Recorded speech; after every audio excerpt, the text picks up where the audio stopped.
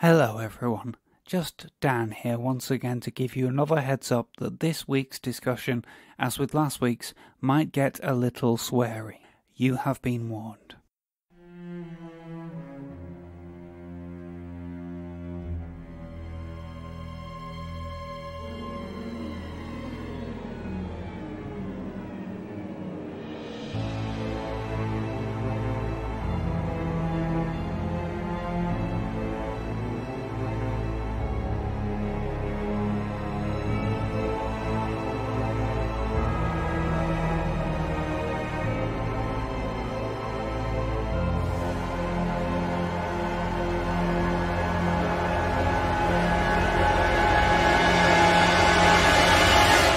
Now the podcast starts. Hello everyone, if this is your first time listening to this show, welcome. And if you're a returning listener, welcome back, and thanks for sticking with us. This show talks about horror in film, TV, other media, other items which we think of as adjacent to horror, and sometimes things from our lives which we'd just like to talk about just because that's who we are. This week, we're giving you the second of a two-part discussion around witchcraft and paganism, this week focusing on the paganism aspect. And we're going to be referring to a number of specific films, including in spoilerific fashion, Midsommar from 2019 and The Wicker Man from 1973. We have a number of hosts who vary week to week, and I will therefore introduce myself. I'm TD Velasquez, but you can call me Dan. I'm in Greater Manchester. And today I have the pleasure of being joined by Stella Gaynor, also in Manchester. And the person who is the expert in this particular subject area? Kirsty in Shropshire. Excellent. Thank you very much, folks. How are you both? Good. All right. Yeah. The world is okay. Yeah, nothing has happened in the last 7 days. That's what I can sum up that question with. Nothing at all, for good or ill. No, something must have happened. No. Oh no. Dear. I really tried to think of something there, but well, in that case, I don't think sitting on the sofa and watching True Blood all day on Sunday counts, does it? I think it does. Do you think it does? Yeah. I was worried then. I'd love a day where I could watch True Blood all day. Oh, lucky you both. Yeah. Well, yeah, I was worried then that the news section was going to be a bit thin, but, you know, we seem to have conquered it. Fantastic. That's not true, Stella. I think you've got a little bit of news to share, even if it's from kind of the world of horror, rather than your immediate world. Rather than things, how dull my Sundays are. So last week I was talking about Fright Fest, and today, on whatever date this is, what date even is this? It's the 28th. Yeah. So today, on Tuesday the 28th, Fright Fest have announced their full lineup of films. So if you're interested in taking part in Fright Fest this year in its online formation, they've announced all their films. There's some crackers on there. And what they've also announced as well is, which is great, there's no ticket restrictions to the films. So usually, you can only get tickets for as many as you can get in the screening room. But this year, because it's online, as many of us can tune in and watch as many of the films as we like. So go online, have a look at the list of films, because it's huge and it looks amazing. I can't wait to start picking my movies this year. Wow, that's brilliant. Well, I included a link to the website last week, and I'll do the same again this week. That's fantastic news. How about you, Kirsty? Cool. No sort of new news. I'm getting quite excited though for Lovecraft Country, which is a television series which was announced, I think, kind of earlier this year on HBO, but it's going to be premiered on HBO in the States on the 16th of August, so only a couple of weeks, so hopefully not too far behind for UK viewers, but it is executive produced by J.J. Abrams and Jordan Peele, amongst others, and it's going to be a big budget horror series for HBO, which is... Have they done any other horror, Stella, recently? HBO, they've kind of left it alone, really, after True Blood, because they went for Game of Thrones. Yeah. And then everything was focused on that, because HBO, while they sort of position themselves at the sort of top of the cultural heap of drama, TV drama, they've only ever really got one or two on the go at any one time. The rest of the stuff is things they already have licenses to, like the films that they have or the documentaries that they've made, or, you know, occasional boxing matches, stuff like that. So, yeah, they only seem to have sort of one big drama thing going at any one time. So they've, kind of left the horror alone. So this is going to be interesting to see what they do. And this is what they say the show's about. So it says Lovecraft Country follows Atticus Black as he joins up with his friends Letitia and his uncle George to embark on a road trip across 1950s Jim Crow America in search of his missing father. This begins as a struggle to survive and overcome both the racist terrors of white America and the terrifying monsters that could be ripped from a Lovecraft paperback. So it sounds really, really Southern Gothic, which is one of the strains that I love. So I'm definitely my box of frogs. Yeah, so I'm looking forward to that, I have to say. So yeah, that's lovely stuff. Yeah. Just a moment, guys. My phone's bloody ringing. Doing this again. Terrible. God's sake. Is that thing I can't, well, you know, as I explained last week, I can't put it on silent. Oh, yeah. Your phone's mad. Yeah, it's very weird. And just in case this happens, I might have to interrupt the discussions that are going on to the door for some medicines again, because we just found out. This is one of the things that has just fucked me off over the last morning. I came to put all my mum's new medicines into her medication trays this morning and found out that they didn't actually deliver all the medicines that I ordered last week. Oh, great. So there's only a certain number of them in the bag. So I've had to contact the pharmacy again, and basically she's completely run out of warfarin now. Right. Well, that's quite an essential one. Yep. Yeah. So I'm really hoping that that somebody from the pharmacy will turn up soon so that she can have today's dose. And if they do, that obviously means that I'm going to have to run away for a minute again. So, wait a minute.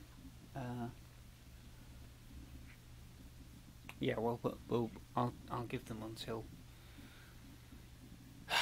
I just hope I'll hope they'll come during the recording, because if they're coming in later than that, it's probably too late in the day for her to have the dose anyway. But anyway. All right. So just to give you both a heads up about that. Okay. So, sorry, have we finished talking about Lovecraft Country? Yes. Okay. So, I'll have to say, Southern Gothic isn't something that I've got a massive amount of experience in, but, I do love a bit of Lovecraft. Kirsty, you introduced me to the case of Charles Dexter Ward, which is the book with the single greatest PS in literary history. That's why I would recommend it on the basis of. Come on, that's pretty straight. All right. That sounds really interesting. So HBO stuff usually goes to Now TV in the UK, is that right? Or Sky Atlantic, so therefore Now TV, because Now TV is Sky, isn't it? Right. Yeah, okay. yeah, got them. Yeah, so it should appear not too long after American broadcast, one would hope. Okay, great. And I am a fan of Jordan Peele stuff and of Westworld, which is HBO and J.J. Abrams. Yeah. So they've got some good form. Although I have to hold my hands up and say I'm one of the only 4 people in the world who's never seen Game of Thrones at all. Okay. I've only watched one episode. Right. Okay. And that was to justify buying a Urban Decay makeup palette that was Game of Thrones themed. Right. Okay. I watched one, and then I can buy the pretty things. Yeah, I've watched all of it, so I will attempt to not have any spoilers when I talk about it later in this episode. Oh no, it's all right. Okay. I'll forget. It's fine. I think at this point, I might watch one season of it, but it's a lot to catch up on. It is. Having been out of the loop for so long. People have been offering to lend me DVDs of it since about 2013, and then just didn't.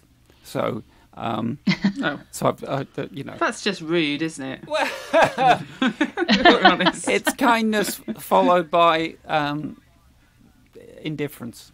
So I suppose you add those two together, and maybe it's rude. Anyway, so no, I mean, in a way, think of the time that I've saved by not watching it. So well, that's true. That is a lot of time that you've saved by not watching Game of Thrones.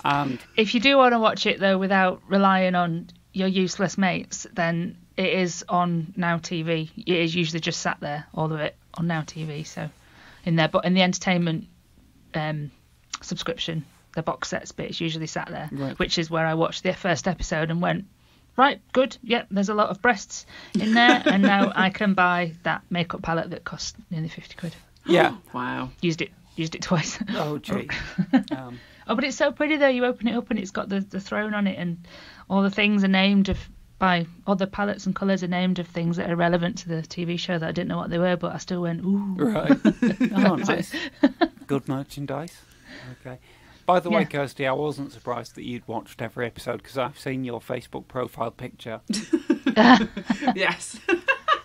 Is that the actual throne that you're sitting on? I don't know if it's. I don't know. I think it's just a replica, I believe. But on your Facebook picture, I'm going to look now. Yeah, it's me sat on the Iron Throne, which I only sat on because my daughter wanted to sit on it, and she's 9 now. She was 8 when we went to that particular con, and she's not seen any Game of Thrones, but she wanted to sit on the Iron Throne.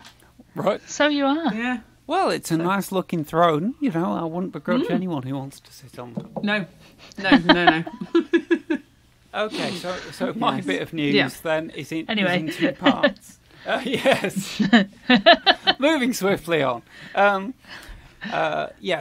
Firstly, I've got some horror adjacent news, which is very adjacent, but given the topic of this week's episode of the show, I thought it'd be appropriate to mention it. There's a book coming out, or two-part pair of books coming out this week about the 1980s TV series Robin of Sherwood, which I would always put into that category of TV that we discussed, when we were talking about TV and how a lot of time horror was disguised on British TV. Yeah.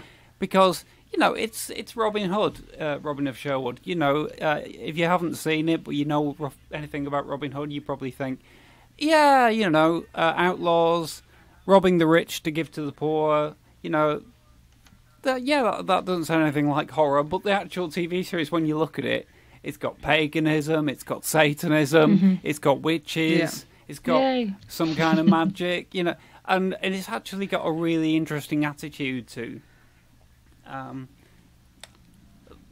kind of the beliefs that were prevalent at that time in history and which ones seem to be real. I mean, for instance, this is a show that I love and I've seen every episode. So it was a friend of the podcast, another horror podcast called A Very British Horror, who tweeted out that this book was coming out. It's actually a reissue. It's called The Hooded Man and it's published by Miwk Publishing.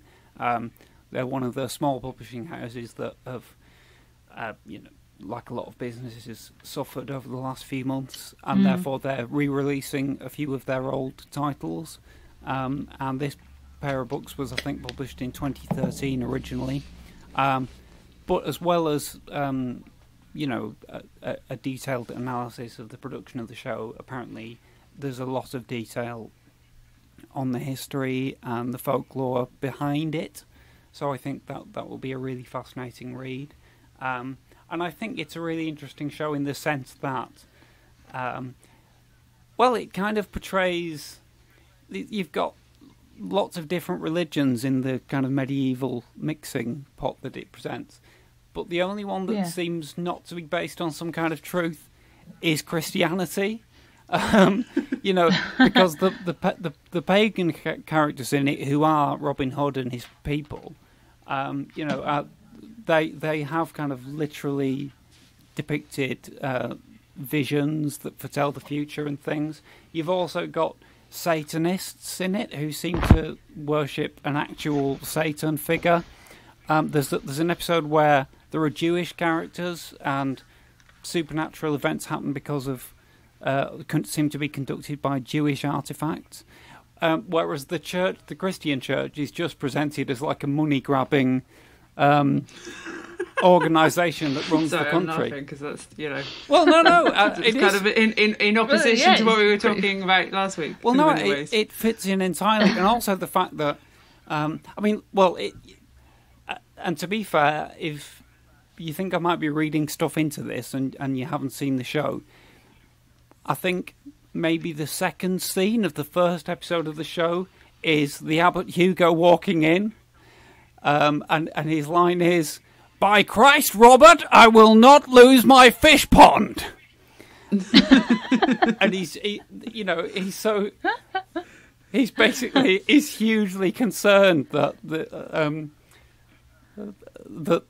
Norman government wants to sell off some of the church's land in order to raise money for wars, and so his main concern is, but I've got a fish pond. The fish pond's going to go. Priorities, and he's supposed to be like a spiritual leader, whereas all the kind of alternative religions in it are presented as much more sincere, and you actually get evidence that their beliefs are justified. Also, it connects to what we were talking about last week because, there is one of the pagan deities that you see in it is Herne the Hunter, who appears as this horned character. And the TV series was strongly criticised because the heroes of the series were worshipping Herne, and therefore Mary Whitehouse said, "But these people are worshipping Satan. He's the horned figure of Satan. How can you show this to children? It's corruption and all this stuff." And there's the problem. But no, I wanted to mention that, and I'll put a link to the Miwk Publishing website. I think it's £15 for each of the two books, and they're available. Bargain. But the TV show's available anywhere? Is the actual show itself? Yes, it's on DVD. It was released on DVD by Network 15 or so years ago, which is how I saw it. And I think it might be on YouTube. I think somebody might have uploaded it all to YouTube. And I think that in this case, that might be justified because it never gets repeated on television, which I think it should do. You'd think it'd be on ITV3 all the time, like certain things are, because it's such a good show. But it's kind of a little bit forgotten about in a strange way. So I'll put links to those on the website as well. And the mention of Network DVD brings me to my big news item of the week, which is they've just announced, Network have announced in the last few days that early next month they'll be releasing a Blu-ray special edition of the 1989 film of The Woman in Black, which has been unavailable for ever, basically. It's. I mean, I used to have it on DVD, but it was an import. I don't think it's ever been properly released on DVD in this country. It's had all kinds of rights issues that have kept it away from release. Those seem to have been resolved, and they're doing a lovely Blu-ray release of it. It comes out on August the 10th, and it's exclusively available from the Network website, which I'll post the link to in the show notes. And I'm definitely buying it because I think it's possibly the most frightening film ever made. The only reason I didn't include it in our list of our most frightening movies is because I am aware that when I first saw it and was first terrified by it, I was only 9. And I watch it again. I've seen it loads of times, and I always find it incredibly frightening, but I do wonder if some of that is because I can remember how it made me feel at the time, and it kind of resurrects that. I think maybe if you saw it for the first time as an adult, you wouldn't be so impressed, but maybe you would. I do think it's an incredible piece of work. And again, it has that thing of horror in disguise. It's quite subtle because they just didn't do horror on TV in Britain at the time very often. And if you watched the first half, The Woman in Black, or just tuned in, not knowing what it was and just switched over and saw it, you'd think it was an episode of Miss Marple or Poirot or something. And it's actually made by the people who made Inspector Morse. It's only if you actually watch the whole thing from beginning to end that the kind of dread builds up. And I do think some of the later scenes in that movie are some of the most frightening things I've ever seen. So I'm definitely buying it, even though I don't have a Blu-ray player. I think maybe this is... I'll make a confession here. This podcast frequently makes me feel like I haven't seen enough and I don't know enough, even though I love the horror genre and I consider myself a fairly well-informed fan. I think you guys are much more informed. And I just I'm worried every week by the amount of things I've not seen. And the fact is, I've never bought a DVD player. You know, how long have Blu-rays been around now? About 13 years, maybe. I don't know. Yeah, something like that. I think what you said though about feeling that you've not seen enough, I always feel like that as well. Yeah, me too. So whenever, because everybody watches their own stuff, and there's so much content out there, and it's my job to watch television, and I still don't see nearly enough as what I need to do. Or when I go to academic horror-based conferences and you're in a room full of horror academics, and I always feel like, God, I feel like I've watched 2 films and half an episode of The Walking Dead, and that's it. And I think that's everybody gets that. Right. And I guess it's imposter syndrome a little bit, because if you're with somebody who's into something as much as you are, that you always feel a little bit, I don't know, a little bit insecure. And I definitely get it. And I've got academic colleagues who are professors now, and they still have it. So it's okay. I suppose it must be even worse if you feel like it's your job to have seen this stuff and you haven't. Definitely. I'm in a group chat with some friends. I'm in a group chat with some academic friends, and they all do horror film as a thing. I do horror TV as my research area, and they're always gabbling on about films, and I'm just sat watching the chat going, I've got nothing to add to this at all. Even though I'm supposed to be, a horror academic, I'm still in a different field to them, even though it's, the genre's the same. I'm just a different research area altogether. So they give me lots of sort of sound bites to make it appear like I know what I'm talking about. Right. In lots of cases. Oh, nice. Well, you're doing what you can to keep abreast of the conversation. Yeah. And I suppose you have chosen a both fortuitous and unfortunate time to get into your field. Yeah, if there hadn't been this explosion in horror TV that we've discussed recently, there wouldn't be the academic field that you can go in, really. Yeah. But on the other hand, there's so much of it that you are basically outnumbered, aren't you? Yeah, definitely. Every week a whole new season of something comes out. And that's it. And, Netflix are, particularly bad for releasing stuff constantly, which we've talked about before, is potentially going to be their downfall. But, as more countries around the world get on board with horror serialisation as well, it's not just... Because when I started the research for my PhD sort of 3 years before I even started writing it, there's only a handful of shows to choose from, and most of those are from the States. And now, there's the Korean, the Kingdom, and some really good stuff coming out of Australia at the moment as well. So, it's quite difficult to keep up. Yeah, for sure. Oh well, I mean, happy times of abundance, Yeah. It could be worse, couldn't it? This could be... Yeah, they could be now on. 1996, and I could be at the cinema considering going to watch White Squall because it's the nearest thing that looks like it might be vaguely frightening. In that note, those are our news items for the week, and I think that the Robin of Sherwood thing kind of teed us up on paganism to some extent. So, shall we dive into our main topic? We can do. Last week, in the episode, last week we discussed, we had a specific focus on witchcraft and depictions of witchcraft in cinema. We talked particularly about The Witch in great detail. And The Witch being Robert Eggers' film from 2015. And I think, Kirsty, that might be a good point to dive back in. Yeah, because I was thinking a little bit more about, we discussed the ending of that film and how you both thought that it was the kind of right ending for Thomasin. That was her best option, is to go and join this coven and follow Black Phillip into living deliciously. Actually thinking about it, I mean, we were sort of joking at the time about, having goat curry. That actually, the kind of more I thought about it, the more I thought that actually the kind of an alternative ending where Thomasin, essentially kind of does in Black Phillip.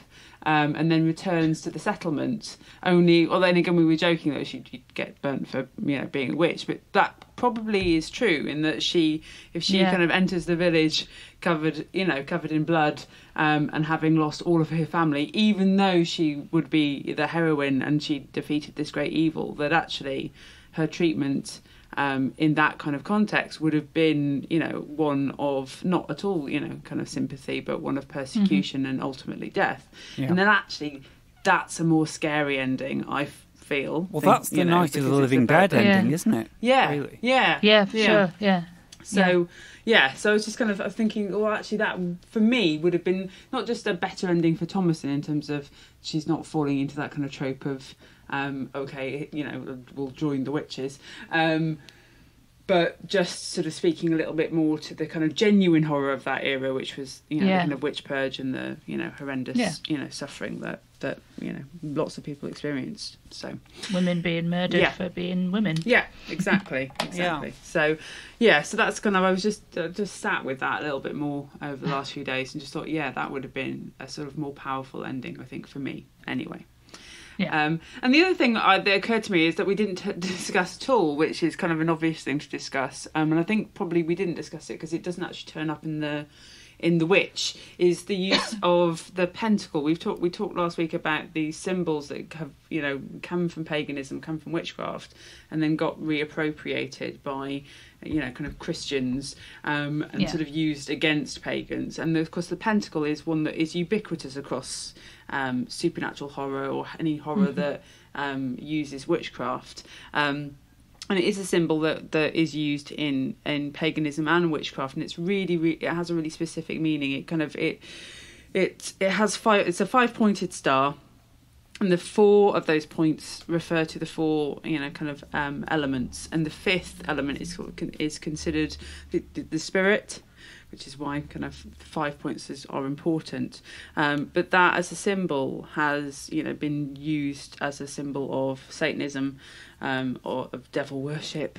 And what's interesting that even Satanists themselves have used that symbol because it was applied, kind of by the church, redefined by the church. But what's interesting is that the Satanist use of it, they differentiate their use of it from the pagan use because of the direction of the top star. So in the pagan use, the top point, it points upwards, but with Satanism it points downwards. So you can tell the difference. So, can I make a confession, yes, Kirsty? I've got one tattooed on my right leg. Have you? Whoa. Yeah.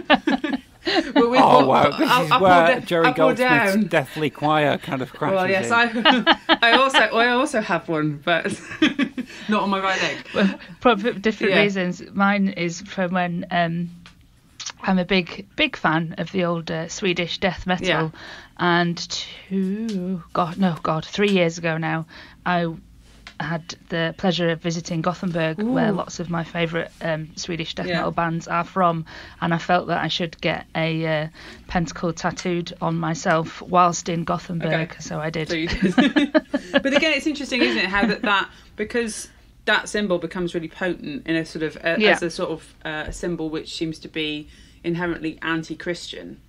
That it gets co-opted into not only kind of horror iconography but also kind of rock iconography as well as music. Yes, that's kind of it's interesting the way that symbol has been kind of reinterpreted and used in different ways. Can I ask a question? And people's reaction to the tattoo. Go on, Stella. people's reactions to the tattoo were either friends of mine who like metal too, and all went, yeah, that's cool, or other people who don't and just sort of rolled their eyes. Can I ask what feels like a bit of a silly question? But just, is there any... thank you. Is there any relationship between the pagan 5-pointed star and the Jewish one? And I mean, I don't have a clear picture in my head. Maybe they're actually not that similar. I just know that they're both 5-pointed stars, aren't they? Well, the Jewish star's 6-pointed, isn't it? Oh, is it? Oh, right. So, so it was a silly question. So they're different. Okay. Yeah. So, right. Okay. Yeah, and I'm not sure about the kind of the kind of origins of that as a symbol, but there's kind of traditions that are probably quite closely aligned, or histories that are quite closely linked, I think, with some of that symbolic or kind of symbolism in particular. But I'm not an expert in it, so I don't want to sort of speculate about what I think. Well, no, don't worry. I just, in my head, they were the same. Yeah. But I'm completely wrong about that. And now I realise that I'm completely wrong because I can see the 6-pointed star in my mind's eye now. Yes. So, okay. Yeah. Okay. So the other thing I wanted to sort of differentiate this discussion from the one we were having last week is to try and, if I can, make a little bit of a distinction between paganism and witchcraft, or what is a pagan and what is a witch. But again, it's not straightforward. So the term pagan is again, like many of the kind of words connecting to things we've talked about, have been quite difficult to define and have different meanings to different people in different contexts. So the one I'm going to use actually comes from somebody who identifies as both a pagan and a witch, and that is Jason Menke of Patheos Pagan, which is a kind of it's a pagan blog, and he defines paganism as a modern religious modern religious or spiritual context as being kind of 4 things. So the first is nature-based. So that is a practice and a kind of spirituality which works with and honours the natural cycles and rhythms of the earth. Has an emphasis on kind of environmentalist ideology. A practice which is polytheistic, so many gods. And some practitioners, think about those gods as being actual, actual deities, different deities, and other people tend to think of them as being what we call aspect deities, reflections of the same energy. And either is fine. Thirdly, he talks about the idea of the feminine principle, which is essentially the idea that it's not that it is matriarchal or feminist, but there's that sort of exception, or the acceptance that kind of natural energies are both male and female, and that sometimes the kind of creative energies we tend to put emphasis on them coming from feminine energies. So there's a lot of kind of recognition of the feminine energies and the veneration of the female divine. Think about the ideas about the Great Mother or Mother Earth, Mother Nature, Gaia, whatever. And then finally, he defines it as being a kind of Western tradition in that we call it paganism. So there are lots of different religions across the world which kind of arguably conform to this, but they tend to have their own names. So, like, for example, kind of Hinduism or aspects of Hinduism can be seen as being pagan because it's polytheistic and all that kind of stuff. But that has a specific label. So when we're talking about paganism generally, we tend to be thinking about kind of Western traditions. And then there's the idea of kind of neo-pagans. So that's the kind of movements that have happened to sort of re-establish, kind of pagan traditions from the past that sort of started in the 20th century. So neo-paganism, and Wicker is a kind of neo-pagan movement. So the key things is that not all pagans are witches. There are lots of different types of pagans, so druids, heathens, occultists, goddess-centered practitioners, and Wiccans. And again, not all witches identify as Wiccans, and not. So it's ultimately, it's complicated, and paganism is this collection of belief structures, and it's not centralised, which is why it's difficult to kind of sometimes carve these distinctions, because people often label themselves in one way and then their practices are actually quite eclectic. And also, we don't have any big institutions that speak for pagans generally. And the mythology and the rituals are often really specific in terms of region.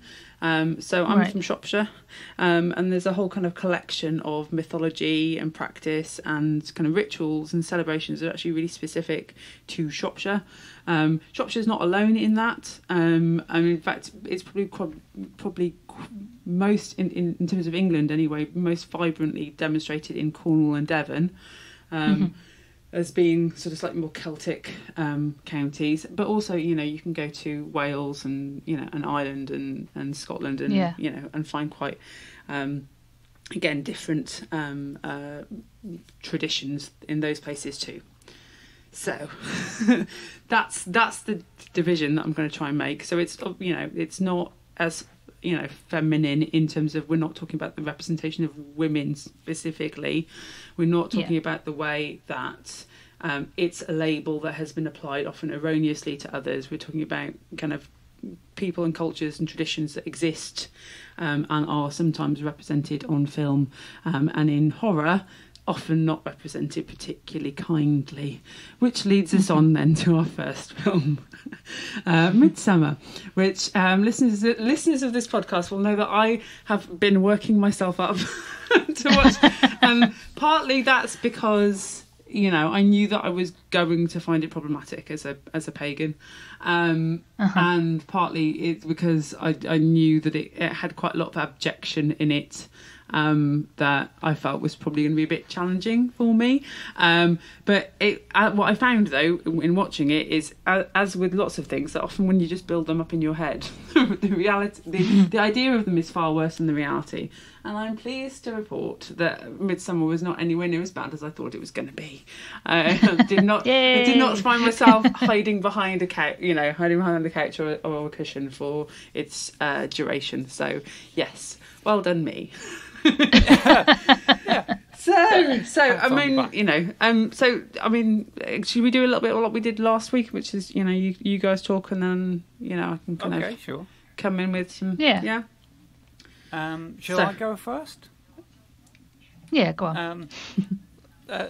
Happy for you to chip in first, Stella, if you feel like you've got something strongly to say. I like Midsommar. That's my review. Move on. All right. I think I've seen it twice now. I think it's kind of a fascinating film, and I think it's a film that I suppose I mean, I know that I flagged up at the beginning of the episode that we're going to go into spoilers here, but there is a potential that somebody listening to this just hasn't bothered to watch the film, isn't really interested in watching the film. So we should say that Midsommar we should give a summary of its storyline. So it's about a young American woman called Dani, played by Florence Pugh, who at the start of the movie is quite spectacularly bereaved. Her parents and her sister, her sister causes the death of herself and her parents. And at that point, Dani's boyfriend, a guy called Christian, played by Jack Rayner, who seems to be a bit rubbish. The film shows us that he was just about to break up with her at the encouragement of his friends. He's been a right flake, isn't he? Yeah. But unfortunately, just as more or less exactly as he's about to make that phone call, she rings him and says, "My family have all been killed." Or, well, you know, she doesn't say that, but, you know, that event happens. And I think he feels that he can't break up with her when she's in such emotional distress. So then the film cuts to a few months later, I think, and Christian and his friends are planning to go to Sweden to take part in the Midsommar festivities, or one. I mean, Midsommar is a kind of a collection of traditions across Sweden, I think, and they're going to one particular event that they're interested in finding out about, because a couple of them are anthropology students, I think. Yeah, they are. And Chris, even though it's months later, Christian still hasn't found the strength to break up with Danny, so they're still together, and she finds out about the trip to Sweden and says, "Can I come along?" And he says, "Yeah, okay," even though he doesn't want her to, and neither do any of his friends. Except maybe their Swedish friend who quite likes Yes, yeah. And so they go to this festival, and the Swedish friend, whose name is Pelle, kind of introduces them to this the festival, which takes place at high summer in this part of Sweden, meaning that there is very little darkness. I think they have a couple of hours in the very dead of night when the light dims a bit, but apart from that, it's all daylight. And they're welcome to the festival as guests, but they find it quite strange. And, yes. And I don't feel I need to spoil the ending. I think all you have to say, it's kind of a horror film, therefore I think the audience can probably work out where it's going. But at the same time, some people argue that it's not a horror film because it's not frightening. And I sort of agree with that. I think it's beguiling in a strange way, and it's certainly chilling in places. But to me, its emotional effect is mainly it's about this story of really the breakup between Danny and Christian, and the emotional journey that she goes on from grief throughout the other side, and how that is kind of played out through their involvement in this Midsommar festival. And my worry about the film is that even though I like it and it's beautifully filmed and the music is particularly incredible, because you've got lots of kind of musical pageantry that goes on at this festival, the costumes that everyone are wearing, and I love the kind of gently sinister mood that's created simply by everybody being really nice. And you just just not used to that. The British part of your brain just goes, "This isn't quite right." Immediately suspicious of someone being nice to me. But what I worry about the film is that although it makes sense to me as a kind of emotional journey for Danny and Christian about their breakup and their relationship, I worry that everything else will probably kind of fall apart if you think about it too much. And therefore I haven't really thought about it too much, and I hope maybe we will now. I think that kind of sums up my feelings about the movie. Stella?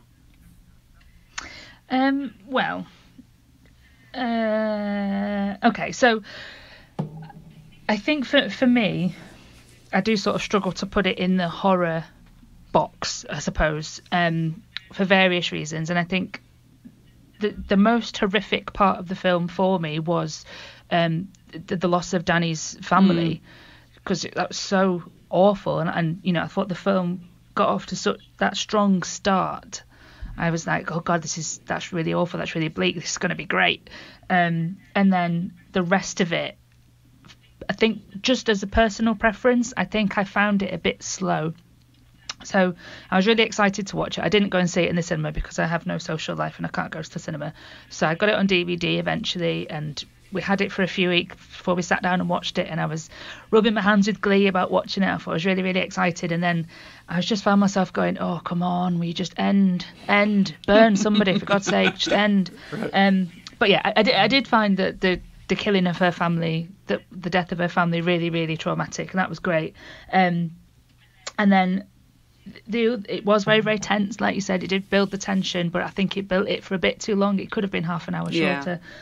And I think my absolute number one, the thing that I like about it the best is the light, the constant light, because you're so used to horror films being dark and gloomy and moody, and low budget films saving on money by just not lighting anything. And and I've been to Sweden a couple of times. I'm lucky enough to have friends and family there, and I have been when it's very, very light, and it is for someone like me who is a vampire and would prefer to live in the dark the whole time.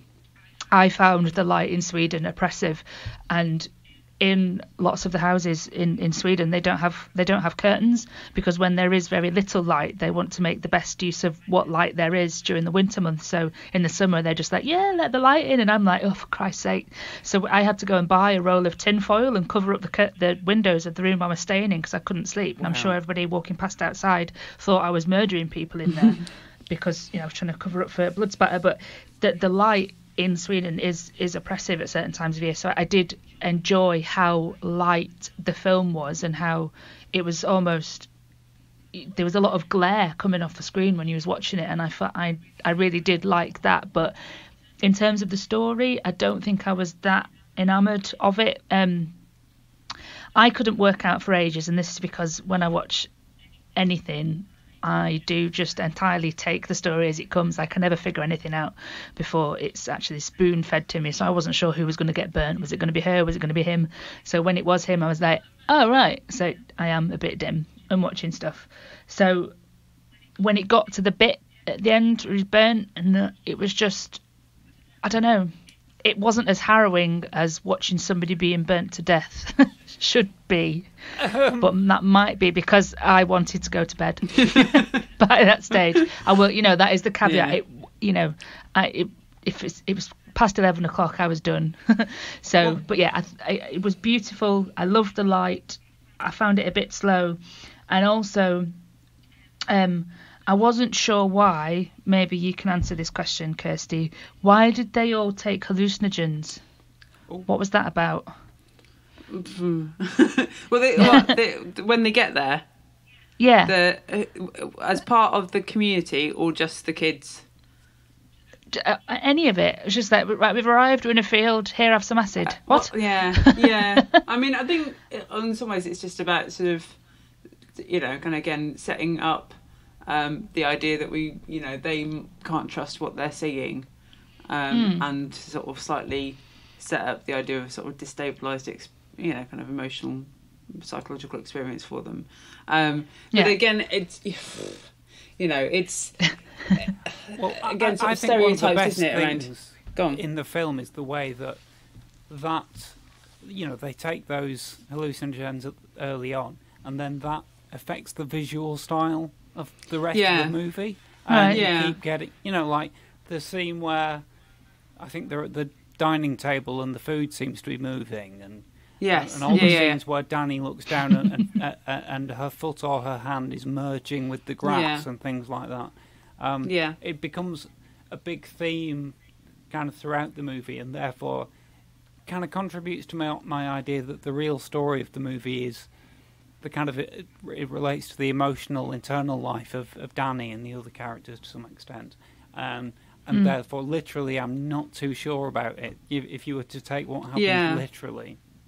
Well, no, I think, and I think that would work better if it was like a restricted narrative, in that we stay with Danny all the time. But because the film doesn't do that, it's there are several scenes where she's not there.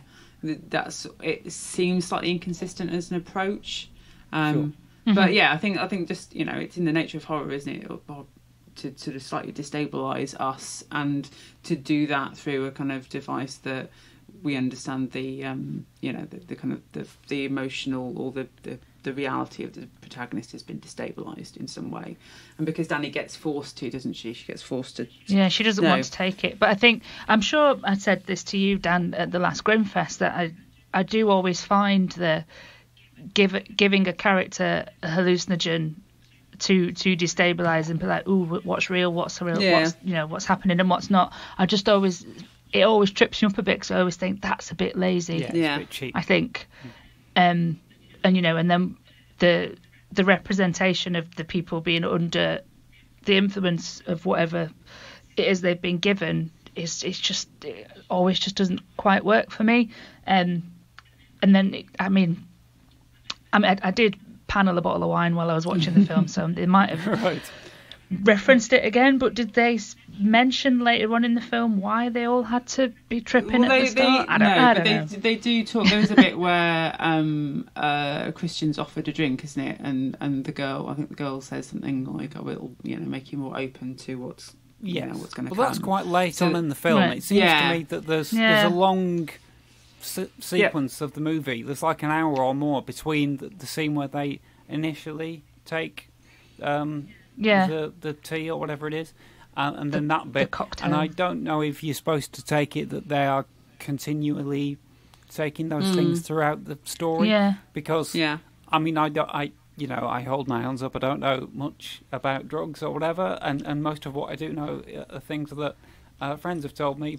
But I assume that that stuff that they took at the start wore off after a few hours. It's not going to last. How long are they there for? Several days? Days at least. Yeah.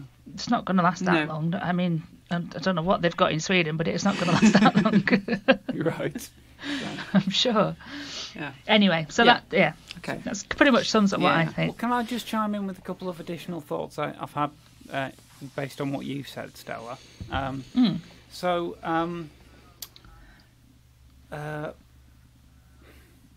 well, no, actually, I don't think I can.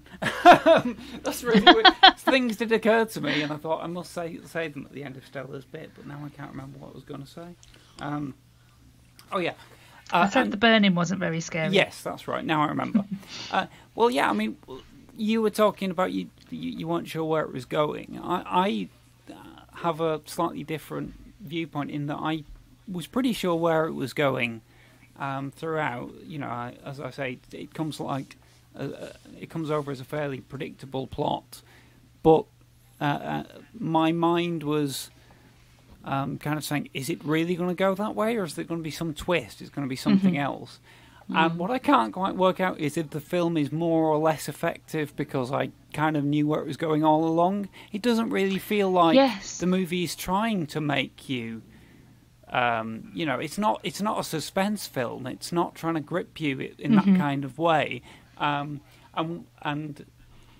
the kind of literal plot points of it kind of mitigate against the idea of it being a suspense film, because I don't think they necessarily add up. But nevertheless, I mean, I do enjoy that. I kind of enjoyed the lack of suspense in a way. I found it pleasantly sinister.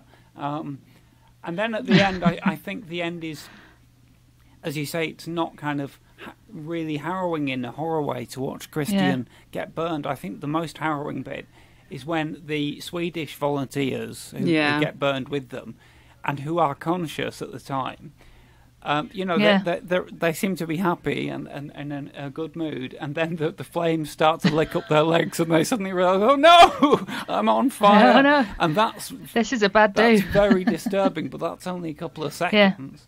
And I think the main kind of focus of that ending is the kind of revelation that Danny goes through. And in a way, it's a happy ending for her because she's found a community and she's let go of Christian. And the very last shot of the film is the big close-up of Florence Pugh, her face, which has been in a frown for the last half hour of the film. Oh no, for all of the film. Well, so, to be fair, she can pout like no other actress, but in a really, like that's a kind of her aesthetic, and I found her totally kind of engaging in the film. She's brilliant. And she's brilliant in other things that I've seen her in. But I do think that she kind of conveys misery and grief and fear and anguish and all these things so well for the most part, but towards the end of the film, and I'm not the first person to say this, her frowny face does seem to go extreme and then kind of stays the same for most of the last half hour until at the end she finally kind of breaks out into a cheesy grin. And I know what that's saying, and I do think it's kind of refreshing that we have a movie with this predictable narrative in a way that we've complained about, but the fact that it results in a kind of happy ending is unpredictable, and I think it is a legitimate happy ending because you care about Danny, you don't really care about Christian, Or no, about not a bit. Although, to be honest, I did care a little bit about Josh, but only because he's Chidi from The Good he's Place. Chidi from The Good Place. And it was like, oh no. Let's just all agree that he's Chidi. It's fine. Yeah. We're all, Don't burn we're very Chidi. happy to see it. So, Yes. yeah, so those are my thoughts. So how about you, Kirsty? What's Oh, your okay. more detailed reactions? Okay, so Gather round, children. yes. So okay. Well, first of all, I'll say the things that I really liked about it. I mean, I'm really a big fan of kind of abjection as sort of beauty and the aesthetic of horror, and that was one thing that I was really looking forward to in this film, was the way it was going to deliver its kind of horror in a way that actually is very atypical of horror. As you said, there's lots of light and lots of colour, lots of flowers, and this big beautiful natural setting. So I really enjoyed that. I agree with Stella. I mean, the opening is just horrific.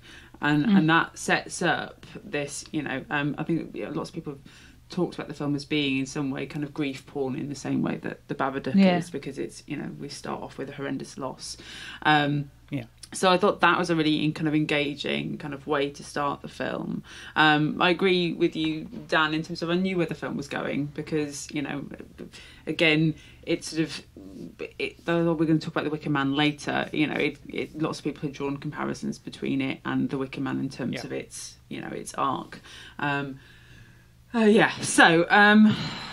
the, kind of slightly more analytical kind of point of view, again, we've got this idea that it's these pagan, kind of community that Danny and Christian and the others join for this celebration. It's Swedish, they are Swedish, so that kind of, the nationality and the ruralness of them helps encode them as being other, exotic, and so therefore threatening, particularly because they're so welcoming to be with. Yeah.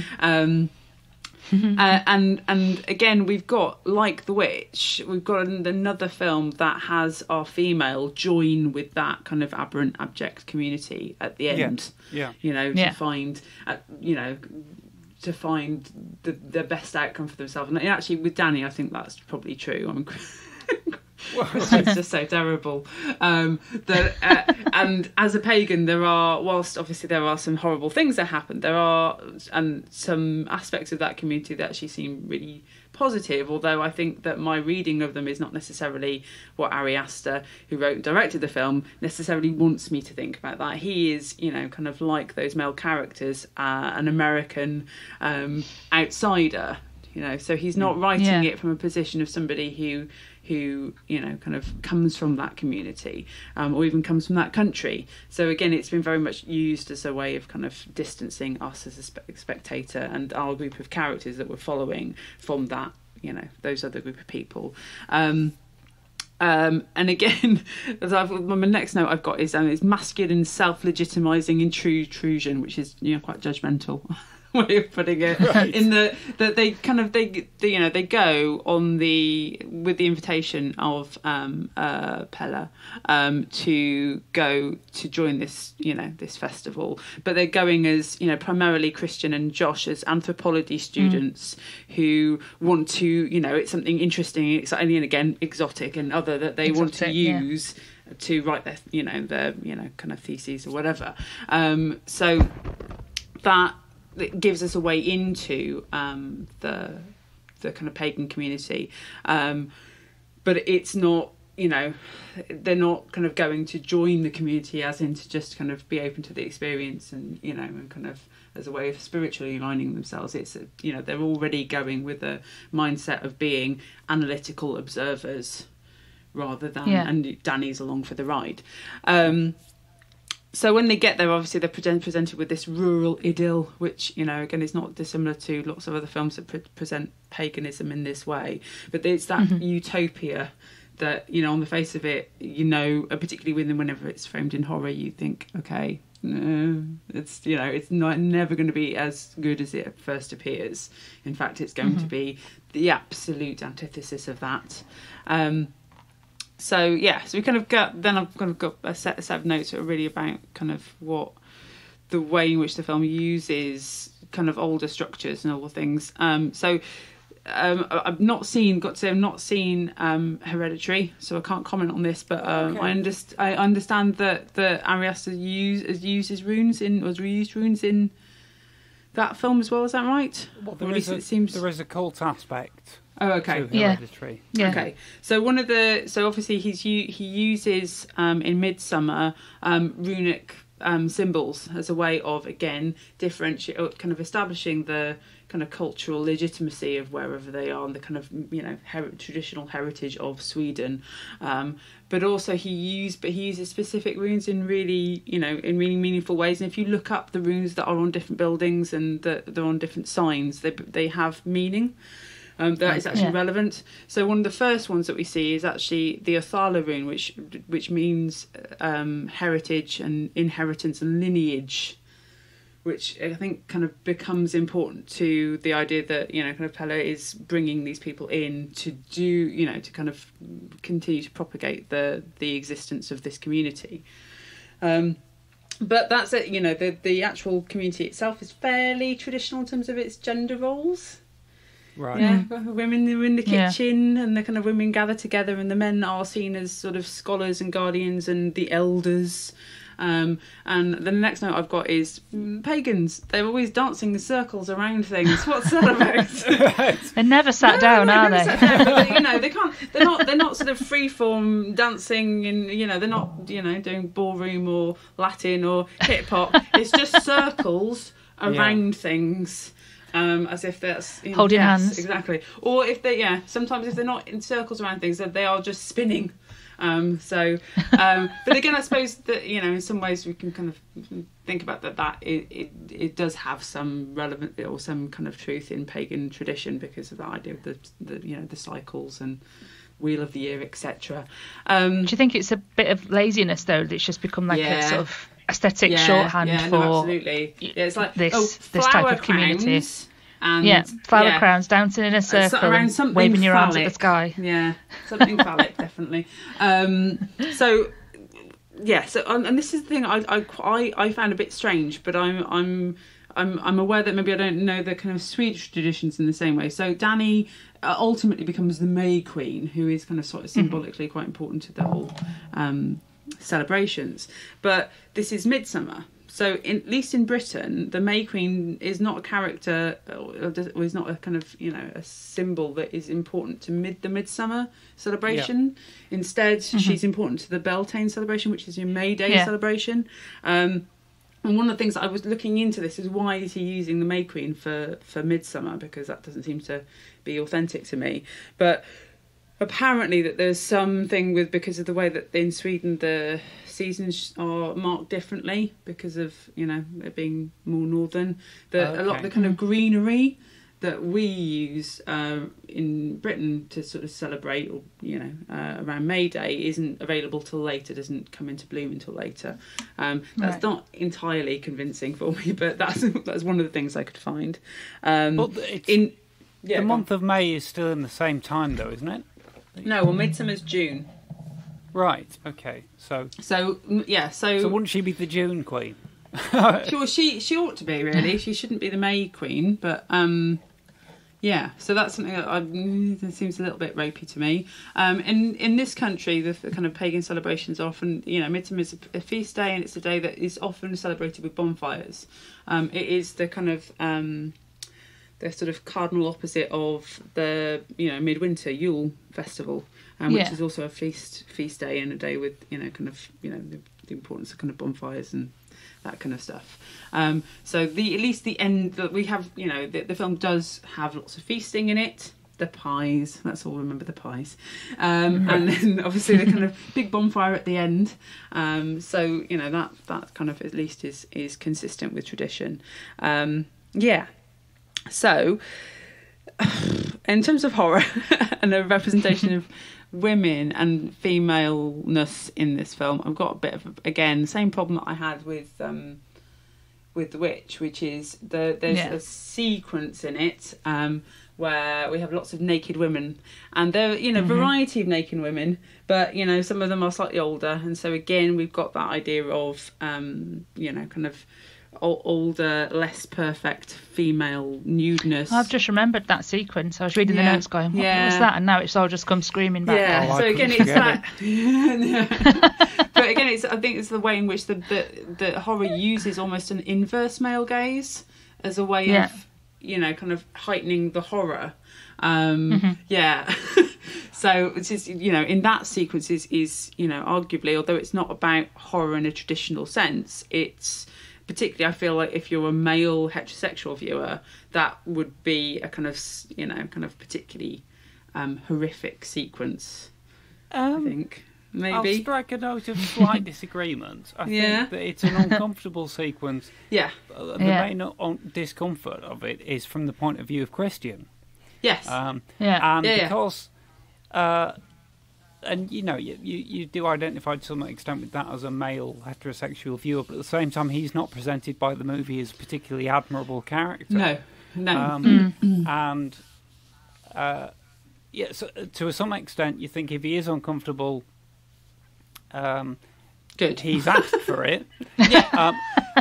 But and then the film proceeds to do the kind of humiliation sequence where he runs out of the room and he's naked and he tries to find somewhere to hide, and the director has chosen to present the actor fully naked as well, which is very rare, and make him look very, very vulnerable and very, very pathetic and things like that.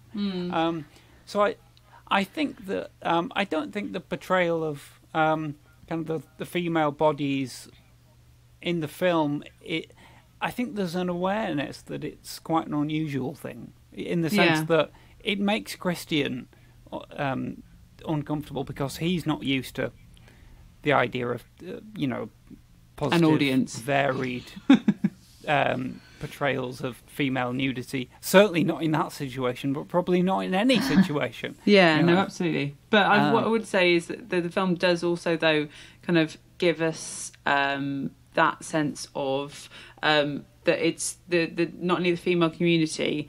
Maybe for those listeners who've not seen the bit we're talking about, essentially what happens is that Christian has to have sex with this young girl from the community, and he is, this act is witnessed and then participated in by pretty much, it seems like all the women from the community. They are kind of witness to that, and they are kind of them, join. So I think the film does sort of somewhat frame kind of that female kind of, I'm not going to call it sexual aggression because I don't think that's what's happening, but there's a female sexual agency in that scene, in the fact that it's very much framed as a female community experience that is sort of seen as aberrant and unusual, and so therefore kind of part of the horror spectacle. Okay. I mean, that sequence in particular, I mean, we'll get to Wicker Man in a minute, but it sort of having the sexually or highly sexualized women and big groups of naked women. Again, I think it's just from my uneducated on this area's point of view. Again, I think it's another lazy trope to put in there, to just, the communities they're not savage, but they're so out there that they'll just get naked all the time and do these big sexy rituals and these big sort of almost orgy type situations. And that's terrible. I think and it's just, I think it's another sort of reductive and lazy, possibly sort of narrative little corner to have in there.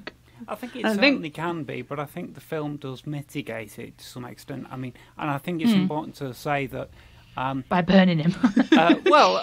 So by the fact that, for instance, we should say, having just speculated, we weren't sure whether it's all the women in the community who are involved in this act. It isn't all the women, is it? Because in the immediately following scene, Danny enters the building and sees what's going on and runs out and is distressed, and a load of women appears to comfort her. They lead her off, don't they? Yeah, to distract her. And then, I feel that mitigates it against the kind of cliche horror reading of that scene, because it does show the positive kind of sisterhood between the women in the community. See, I didn't read it as I didn't think that Ari Aster was framing that as positive necessarily. Okay. Only because, so in the film there are 3 instances, as far as I can recall, where the community start to kind of mirror or kind of emotionally converge with people who are suffering. Right. Yeah. So there's the first big ritual where that happens, and then there's the bit that you're talking about with Danny, and then there's at the end when they're everything's when they start screaming from the fire. Yeah, exactly. So the first and the last there are sort of, they seem perverse, don't they? Because these are people who are essentially dying, and the community is mirroring that experience very loudly in a very performative way. And of course, it seems perverse because they're the ones who've caused that pain and that suffering, and they're not trying to comfort those people. It's just, it seems like a kind of performative extension of that experience. Whereas with that bit with Danny, they of course have, the thing with the girl whose name escapes me and Christian, and that they kind of, the May Queen, the attendants of the May Queen, as she is at that point, have kind of diverted her so that this other thing can happen. And then when they see her, in pain, they also then start to kind of join with her in sobbing and wailing and, performing that. That grief and her sorrow. And what struck me with that is that idea that that's very much the idea that is somehow perverse and not good and part of the kind of horror comes from a perspective, a very Western perspective of how we deal with emotions. That if we see somebody in pain, that in the West, what we tend to do is try to sort of quell their suffering by being sympathetic, by, kind of hugging or whatever, or talking to them, or give it, if you're British, have a cup of tea, right. Lots of sugar, and just, kind of, be sort of there for that person and let them experience it with kind of, there for comfort, but we're not joining in that pain with them. And I don't want to go into too much detail, but I have had experience of other cultures who have different ways of dealing with grief and pain, which is much more like, how Ari Aster presents that, which is joining in it and, kind of making that the noise which feels big, as big as that person's grief feels. Right. And that what I felt watching it is that why should we think that that's a bad thing? Why should we, be positioned to think that actually kind of expressing emotion alongside somebody who's who's suffering, why is that a bad thing? Particularly when it creates solidarity and creates, that person feeling like they are supported and that everybody understands how horrible they feel in that particular moment. Which is why I read that moment as kind of positive, really, although I wasn't linking it to the other times in the film when they do that performative mimicking of suffering, which you were talking about. Yeah. So that does complicate it. But my reading was kind of that there is a degree of emotional support for Danny present in that scene that she doesn't get from any of her friends from America. No, and I think it's also notable that, of course, she's the only female in that group as well. Well, so as if that's something that would, that is lacking in her kind of social life generally. I think it's a really interesting moment in the film, and like I said, I can kind of. I have my own thoughts about it, but I totally hear what you're saying about it, and it is kind of complicated. I suppose I feel that it's the best moment in the film. It's the moment of the film which I will think about when I think about this film. Yeah. Because I can't think of another film which has a scene like that. No. And it's so powerful and so powerfully acted and done. Yeah. And I'm not really sure that I can understand the things you're saying about it. But I'm not really sure exactly what the correct reading is. Or can there be many readings? And like I said, I find it quite positive, but there is something quite disturbing about it as well, because of who we are and where we are from, and we're not used to that. No. so much. It does, it seems obviously very strange, and I think there's part of your mind which, feels for Danny and worries that is this like a kind of brainwashing that she's being sucked into. But at the same time, like I say, that it is clear that she's getting some kind of emotional comfort, or emotional, at least acknowledgement that she hasn't received elsewhere in the movie so far, or elsewhere in her life that we know of. So I think it's a really powerful moment. Yeah. Right, so the final thing I think just to talk about with Midsommar before we move on, and it does have relevance to the Wicker Man, is actually one of Ari Aster's kind of research sources in writing this film. So he draws really strongly on on quite a famous book written by James George Fraser called The Golden Bough, a study in comparative religion, which was first published in 1890. And he's a kind of a Scottish anthropologist who basically kind of the Golden Bough kind of focuses on rites of magic and religion, kind of traditional, kind of more ancient stuff. And the book was seen as this treasure trove of insights into pre-Christian traditions. So there's this kind of more broad anthropological movement in the kind of late Victorian era to sort of construct in academia this which then gets kind of propagated into kind of popular circles, this idea of or this kind of quite romantic idea of kind of particularly British pre-Christian traditions, right? And kind of traditional cultures. It's not always British, but so this book was really, really important, and I think that the fact that that's something that he draws on really, really strongly, and Fraser also talks about the idea that particularly in ancient times, kind of sacrifice was quite a usual kind of means of ritual, to kind of honour gods you would sacrifice, and sometimes that those sacrifices, we're talking eons ago by the way, sometimes the sacrifices were kind of human or animal or whatever. In a contemporary paganism, they're not. Horror often would have you believe otherwise, but they're more symbolic than they are kind of actual.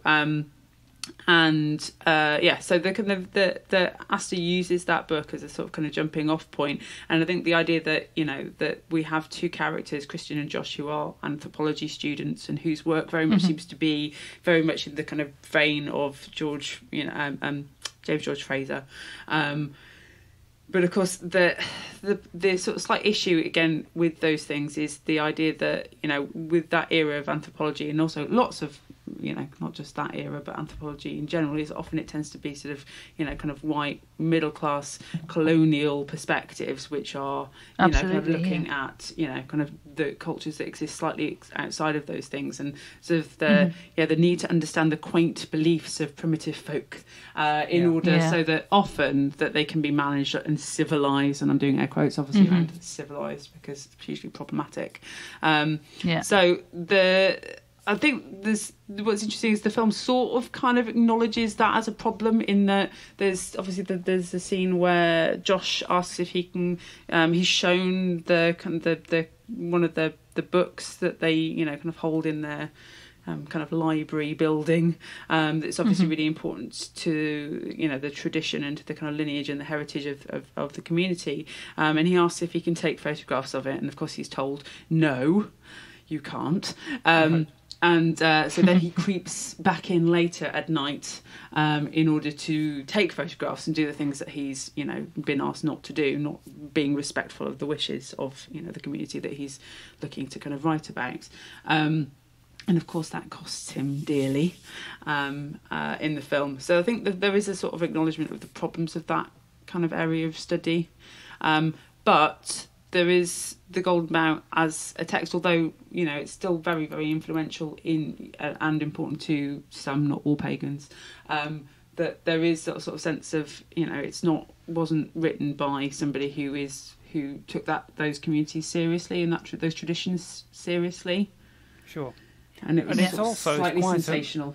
It's quite an old text Yes, to be basing a modern film on, isn't it? Yeah. Really.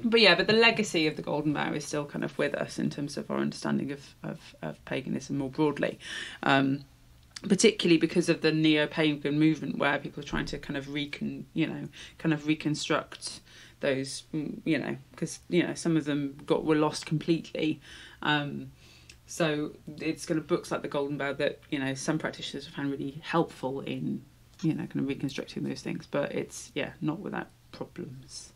And the idea that it can be, some of those things can be interpreted rather literally, whereas often they're more symbolic than literal. Well, I mean, this would probably be the point to mention that I had a quick chat with a friend of mine who is Swedish and has been to a Midsommar festival. Yeah. And also has seen the film and enjoyed it. But I said, so is there anything like that? And she said, well, basically, obviously not. All the more extreme parts of the rituals don't happen. And really, I mean, obviously, there are different Midsommar festivals in different parts of Sweden, and you can't generalise about them. And the film does kind of present this one as a specific one that nobody really knows about. So it kind of covers itself in a way for inaccuracies by doing that. But she essentially gave me the impression that it's basically like Oktoberfest. People just like drinking and getting a bit wasted, enjoying the sun and dressing up and things like that. So. And that's all lovely and good, but it's like for me it's I find it slightly offensive that just the title of the film, kind of very to call it Midsommar, which is the name of the festival, kind of is this big generalising kind of way of framing the film. That sort of, do you know what I mean? Because that association is now going to be, kind of linked with this film, which is, So rather than calling it something really specific that might allude to the kind of really specific and also very different and kind of aberrant way of the interpretation of these traditions, which is clearly, in the film. Doesn't. It makes these big kind of. It could have called it Midsommar Murders. I could have done. Because there are murders. Exactly. Exactly. So, anyway, should we move on to The Wicker Man? Sure. Yes, but can I ask? I think because the two films are so similar, we're going to come back and talk about Midsommar again as part of Yeah. But Dan, can I ask you to? I mean, you're I think the Wicker Man expert. So do you want to do a little intro for those? I'll do my intro. Listeners who have regularly listened to this podcast might know that I have an affinity with this movie. So this is one of my three favourite films, and I do know it very well. But I've never really looked at it from a pagan perspective before, so that's what I think will be really interesting. For listeners who don't know The Wicker Man, or who have only seen the Nicolas Cage remake. There are people like that. I once lectured to some sixth formers, and I said, "Who's seen The Wicker Man?" And about 3 people put their hands up.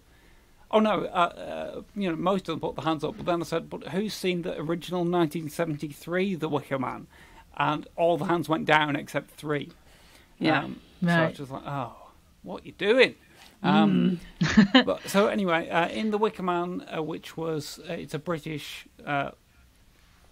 it's kind of referred to as a horror film, but again, like Midsommar, that's up for debate. But it's a British production from the mid-70s, 1973, written by Anthony Shaffer and directed by Robin Hardy, about a Scottish police officer, Sergeant Howie, played by Edward Woodward, who receives a personalised message that a child has gone missing on this island called Summerisle. So he flies out alone to the island, which doesn't seem very procedural, but there we go. But it's 1970s though, so Yeah. I think we'll get away with it. And he lands on this island and essentially is trying to discover more information about the supposed disappearance of this girl. But firstly, the information that the locals give him is very contradictory, and secondly, he becomes slowly aware that the island is entirely subject to a kind of pagan religion. He is, and has been established explicitly by the film, as a very puritanical Christian. Yeah. And he struggles to deal with this, and goes to the laird of the island, played by Christopher Lee, who is the only person in the movie who does not have a real or dubbed Scottish accent.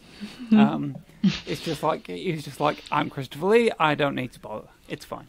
And it's quite similar to Midsommar in that this character, although he doesn't know that's what's going to happen to him, unlike the characters in Midsommar, is kind of involved in these pagan rituals which are going on. It's also around May Day, although in this film that would actually be May. And as he is inveigled into this, things go from... He tries to keep on investigating the supposed missing girl. He does find out some things, but basically things go from bad to worse for him, as the listener can probably guess where it's going once again. And so that's the plot. I actually think it's a plot that is very familiar, and yet strangely there aren't that many movies that use it. As lone character goes to a strange community and is inveigled in some way. It's become more common in the last 10 years because it's become such a part of the folk horror genre. Yeah. And I think it applies to movies like Get Out, which don't use paganism to define the community.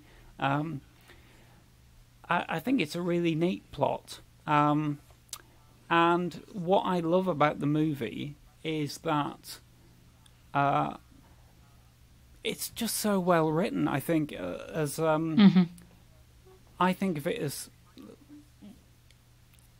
one of the greatest original scripts, as in not based on a book or anything, written for a British film. They talk about maybe the best original American film script is Chinatown, that Robert Towne wrote in 1974. I think this is as good as that. I think every line of dialogue is beautifully crafted and really well delivered. And I think the reason why I fell in love with it is because as I watched it once and enjoyed it as a story, but as you watch it more, every single small detail I started to get great pleasure out of. I think it's so funny. I think it's basically a comedy up until the ending. Which isn't funny. No. At all. And not just the dialogue, but also things like the music in it. Like Midsommar, it's got a lot of stage pagan rituals, which frequently use specially written songs created just for the film that are wonderful. I've also listened to the soundtrack a lot. And all the music and some of the singing in the film was done by the composer Paul Giovanni, who's an American and who didn't come from a folk music background or anything. Obviously he wasn't Scottish, but he kind of researched madrigals and created his own to fit the story. I think one of the reasons I like Midsommar is I think that it looks like what the Wicker Man wanted to look like, because it's all about a pagan festival in high summer. It's very daylight, it's very outdoors, but the Wicker Man is kind of clearly filmed in rainy bits of Scotland, and it really the colours want to pop. You want to get a visual sense of joy from it. I do think that there is a strong sense of joy in a lot of what you see and how the people relate to each other, but I think you kind of have to slightly imagine it because it doesn't come across visually so much. And I think another reason why I grew to increasingly love it is because I mean, I come from a Christian background, and it really challenged my beliefs. I don't find it. I don't find it straightforward in the way it pitches Christianity versus paganism, and Christianity is good and paganism isn't, or that one is true and the other isn't. I think people who are fans of the movie are often agnostic or non-religious, and they really see it as a conflict between two different belief systems. But it's not about saying which one's true. It's more about the fact that they're saying that can each belief system accept the other for what it is, and I think it's really striking in the movie that the pagan characters seem to have, well, they obviously do have a much greater understanding of Christianity than Howie has of their religion.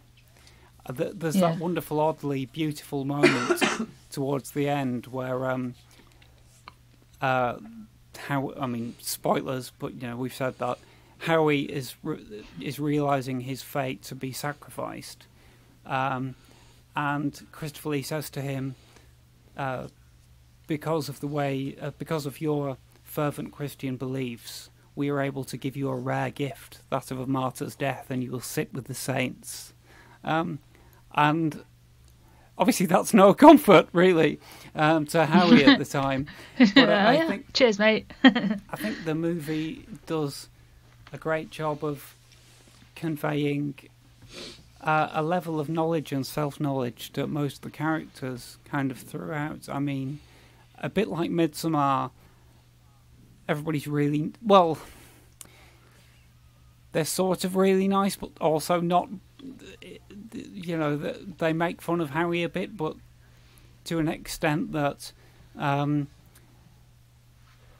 you feel like if he wasn't so humourless himself and such a stuffed shirt, they wouldn't do that, or he's causing his own offence. And also, they give him loads of opportunities to just leave. They're manipulating him, but they put him in a position where he goes to the sacrifice point of his own free will, which is a plot element which is another part of the movie which I found made more and more sense the more I watch it. And as people who are fans of the film will be aware, there are different cuts of the movie, and some of these plot threads are minimised in some cuts, so it's not always clear, but in the full-length version of the film you can kind of see a domino effect of each opportunity he gets to leave, and I kind of adore the intricacy of that.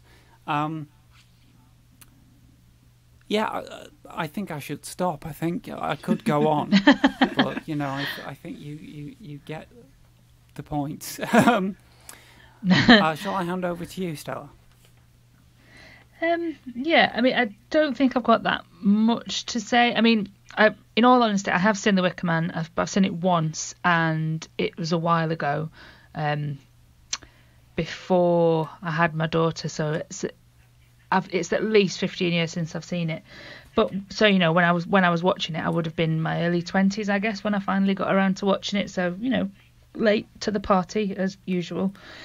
But I do remember feeling like the vast majority of the film was kind of, like you said, kind of funny.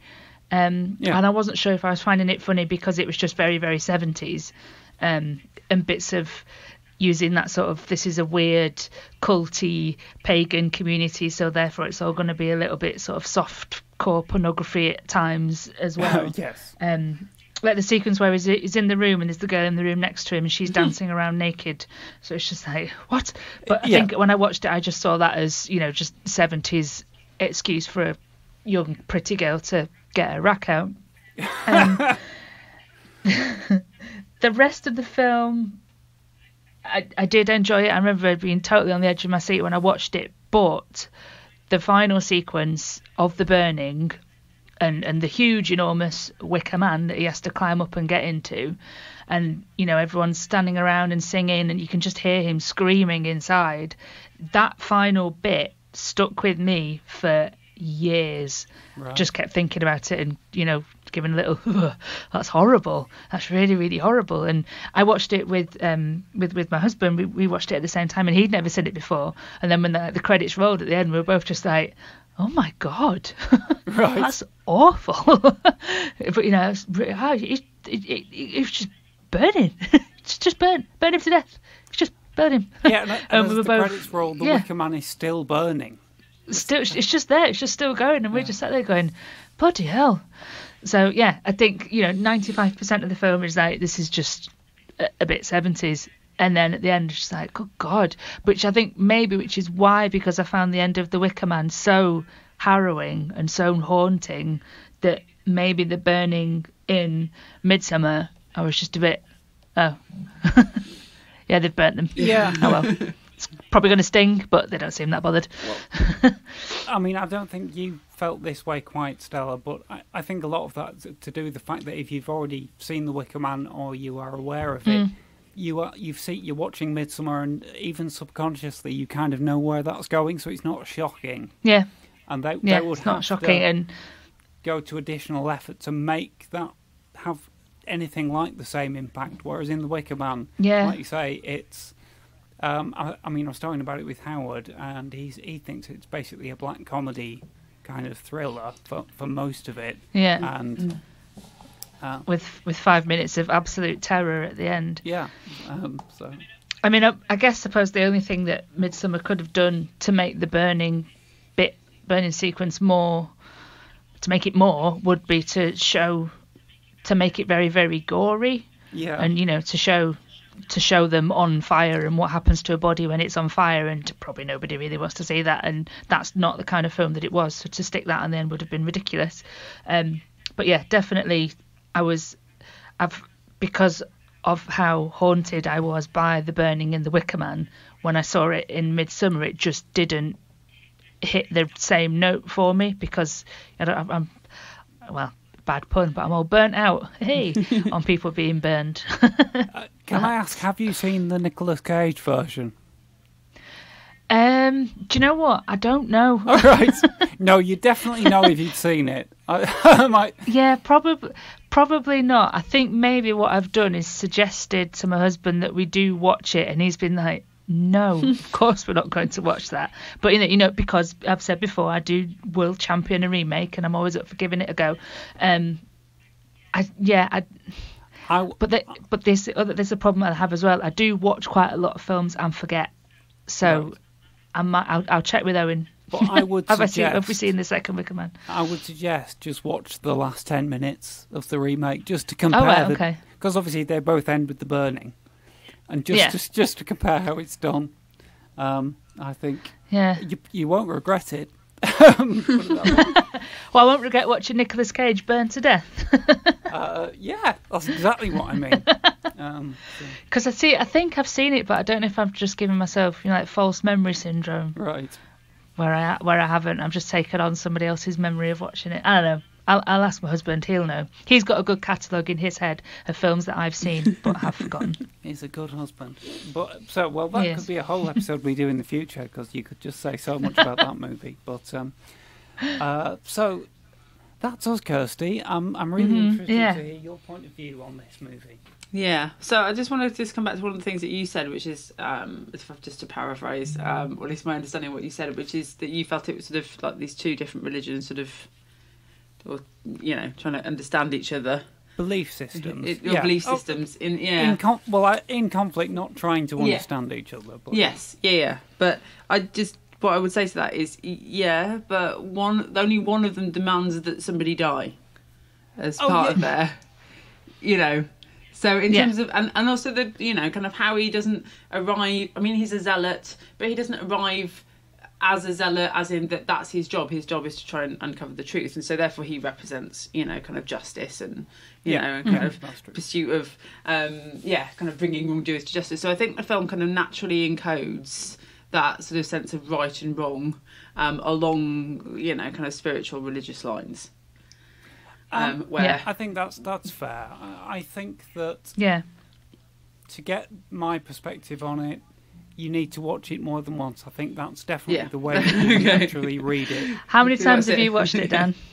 Oh, but it's 50 he's probably odd, lost. I don't know. Yeah. No. Yeah. So I think what's interesting as well, though, is that the film it does exactly the same thing as Midsommar does. In that now we've got this, kind of it's the Outer Hebrides, isn't it? That's where the island is. Yeah. It's, kind of Scottish, Celtic pagan tradition as this other exotic and threatening. And then again, I think the kind of the representations of the culture in terms of being full of kind of lively, kind of quite performative, often kind of quite life affirming.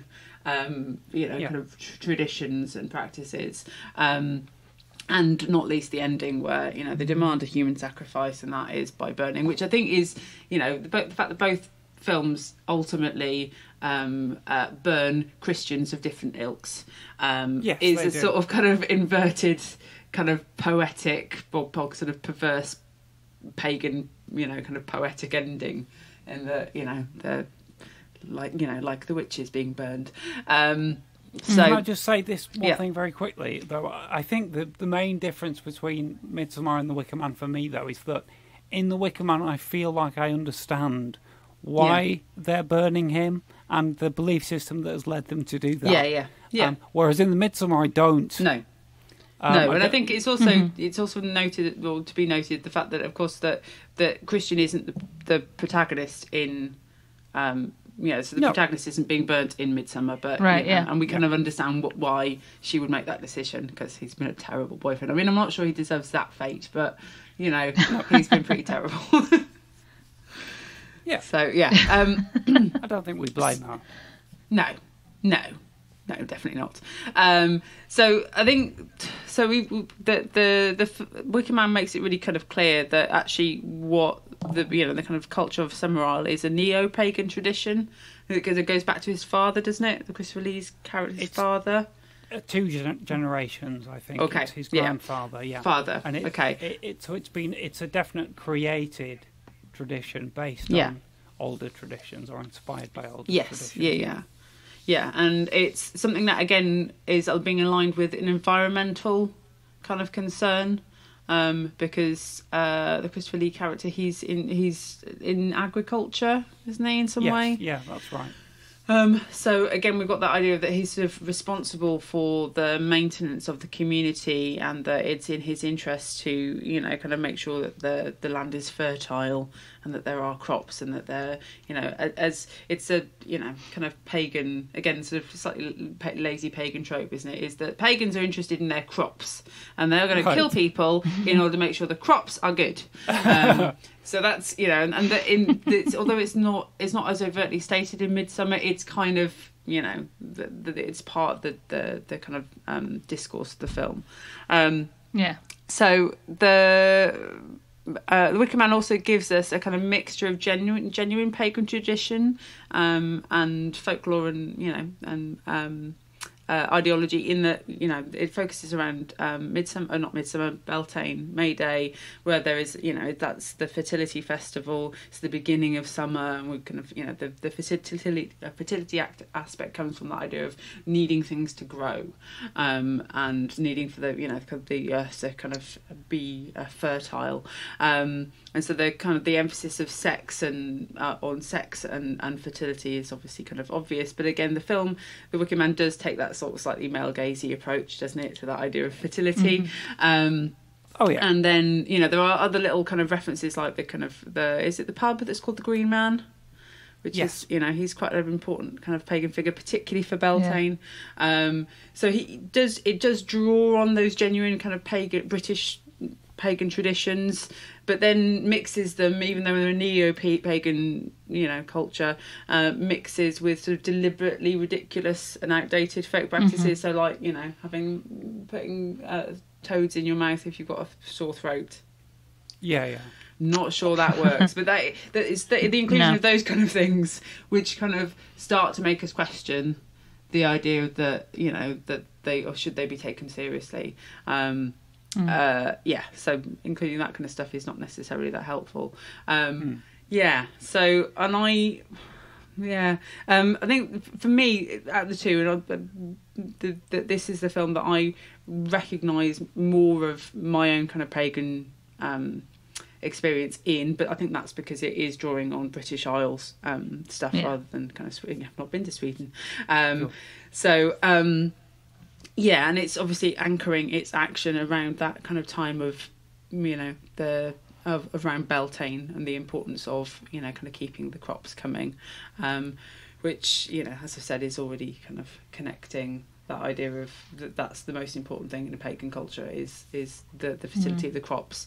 But interestingly, just to go back to last week, is that often the kind of crop failure was often a reason cited, for somebody being a witch, as in my crops have failed, so my crazy old lady neighbour, it must be her fault because I don't have any crops. So I would say it's not an exclusively pagan problem or interest crop, kind of the health of crops. So I wanted just to kind of, before we, again, always aware of time, sort of want to draw things together by bringing in a quotation from Emily D. Edwards, who I referenced last week, who talked about this kind of the witch archetypes. And I just want to draw on one of them. So she talks about the shamanic witch, which typically tend to be the representations of witchcraft and witches that are non-white in cinema and television. But I'm going to argue, and actually she does in her book, that it's not exclusively kind of people of colour that are represented as this type of witch. So this is her definition of the shamanic witch, which I would argue can be applied to representations of pagans. So the shamanic witch draws from foreign cultures and exotic religious beliefs. Film and television borrow and distort rituals from Caribbean, especially Haitian, African, Native American, South American, Asian and New Zealand religious customs to create media versions of the shamanic witch. What unites this category is a film perspective that makes the foreign shaman's beliefs and practices seem bizarre. The shamanic witch tends to be a practitioner of pagan religions, often in conflict with the beliefs of the film's hero. The film may depict the shaman's magic as real within the world of the film, or the world the film creates, but just as often the powers are questionable, or they are defeated by the truth of science or the more civilised religious belief of the protagonist. So I would argue that, both because both of these films present Northern Europe, in some ways, right. Sweden or certainly Outer Hebrides, particularly rural and remote communities, that is a type of exotic, particularly if we're looking at films that are made from a more urban city, kind of perspective. And like I said, Edwards does talk about the Wicker Man in those terms, although the book was published obviously before Midsommar. So I think it could be applied. And then I've just sort of, in thinking about these two films, I thought about what other films that I'm aware of or have seen that do similar things. So I just wanted to kind of give a name check to 4 other films. So the first one is The Ritual, in 2017, directed by David Bruckner. So again, it's more human sacrifice in Sweden, tied in this case to the worship of Jotun, which are giants or trolls, I think, in Norse mythology. Again, connected to, I think, from the Norse mythology rather than the Marvel mythology, to Loki. Right. So the film uses symbols and mythology which are part, kind of using in incorporating them into the iconography of that particular horror. So they're really culturally specific, but it becomes, kind of part of this horrible thing. I have to say, I would confess, I only watched half of that because it just got too much for me. Right. Just I thought, I know where this is going. I don't want to go there. It is good. But I think that's it, the reason it's good is part of the reason why I turned it off. Decided I didn't want to kind of go all the way on that journey. And then have you seen Darklands? Did you see that? 1997. I remember we talked about it at uni, and it was actually on TV while we were at uni, so I watched a bit of it then. I don't think I've ever seen it available anywhere else. No, I was trying to do a bit of research into it this morning, and there's very little about it because it's crap. I would argue it was a British horror film made in the 90s, so of course it is. But go on. So it was dubbed as the Welsh Wicker Man. In that it's we've got it stars Craig Fairbrass, who's obviously from always EastEnders. Yes, and he is, I think, a London journalist who ends up looking into kind of neo-pagans who worship the devil, so obviously that's real, and or who sacrifice humans, again also real. They're called techno-pagans, aren't they? Well, I was going to say there's a kind of techno-pagan aesthetic, which is a sort of kind of goth, kind of flower crown, UV paint aesthetic going on, which is very, post-human traffic kind of. That kind of thing. Yeah. It's not. I reckon I'll swerve that one. Yeah. I mean, it's not going to go down in history, but probably nobody has thought or talked about the film until me just now on this podcast. And then the other two I want to talk about is The Apostle, Gareth Evans, also Welsh, 2018. So this is a really interesting film in that it's set on a remote, unspecified Welsh island. It stars Michael Sheen. So that's always good for your money. Oh, yeah. It's on Netflix at the moment, and basically the film sort of suggests what it does. It has this at the centre of it, the idea that this what seem to be very kind of Christian. They're not, but they have all the trappings of kind of Christian, kind of cult in the sort of late. Kind of Victorian Edwardian era, and they're on an island, and they have imprisoned the goddess of the island, and even though she doesn't want to, they are essentially sacrificing people to her so that the crops will grow again. Crops, yay! But I thought what was kind of interesting is that they're not overtly pagan, and they are kind of using her against her will, which I thought was quite interesting. When you say she's the goddess, I mean, I haven't seen this film. So is she literally a goddess, or is she just someone they've chosen to represent for them? Well, no, I think she's it's not. She's a goddess, but not necessarily in the way in which the ending of the film kind of is unusual. It's an unusual ending for a goddess. That's all I would say. Okay. But she very much she's kind of ingrown into the island, and there are sequences where every time she is fed against her will, that kind of everything comes to life and flowers grow and crops grow and Right. So it's a kind of interesting kind of folk horror, I would say, slightly different take on it. Very worth seeing, I would say. But I'm not going to give away the ending. And then finally, the Kill List. In 2011, Ben Wheatley, which is includes a pagan mystery of what I've written is mystery death ritual cult, as in it's not at all clear in that film why they're actually doing what they're doing, what it's all for, but there's very much a set of things that need to happen in order for them to be happy.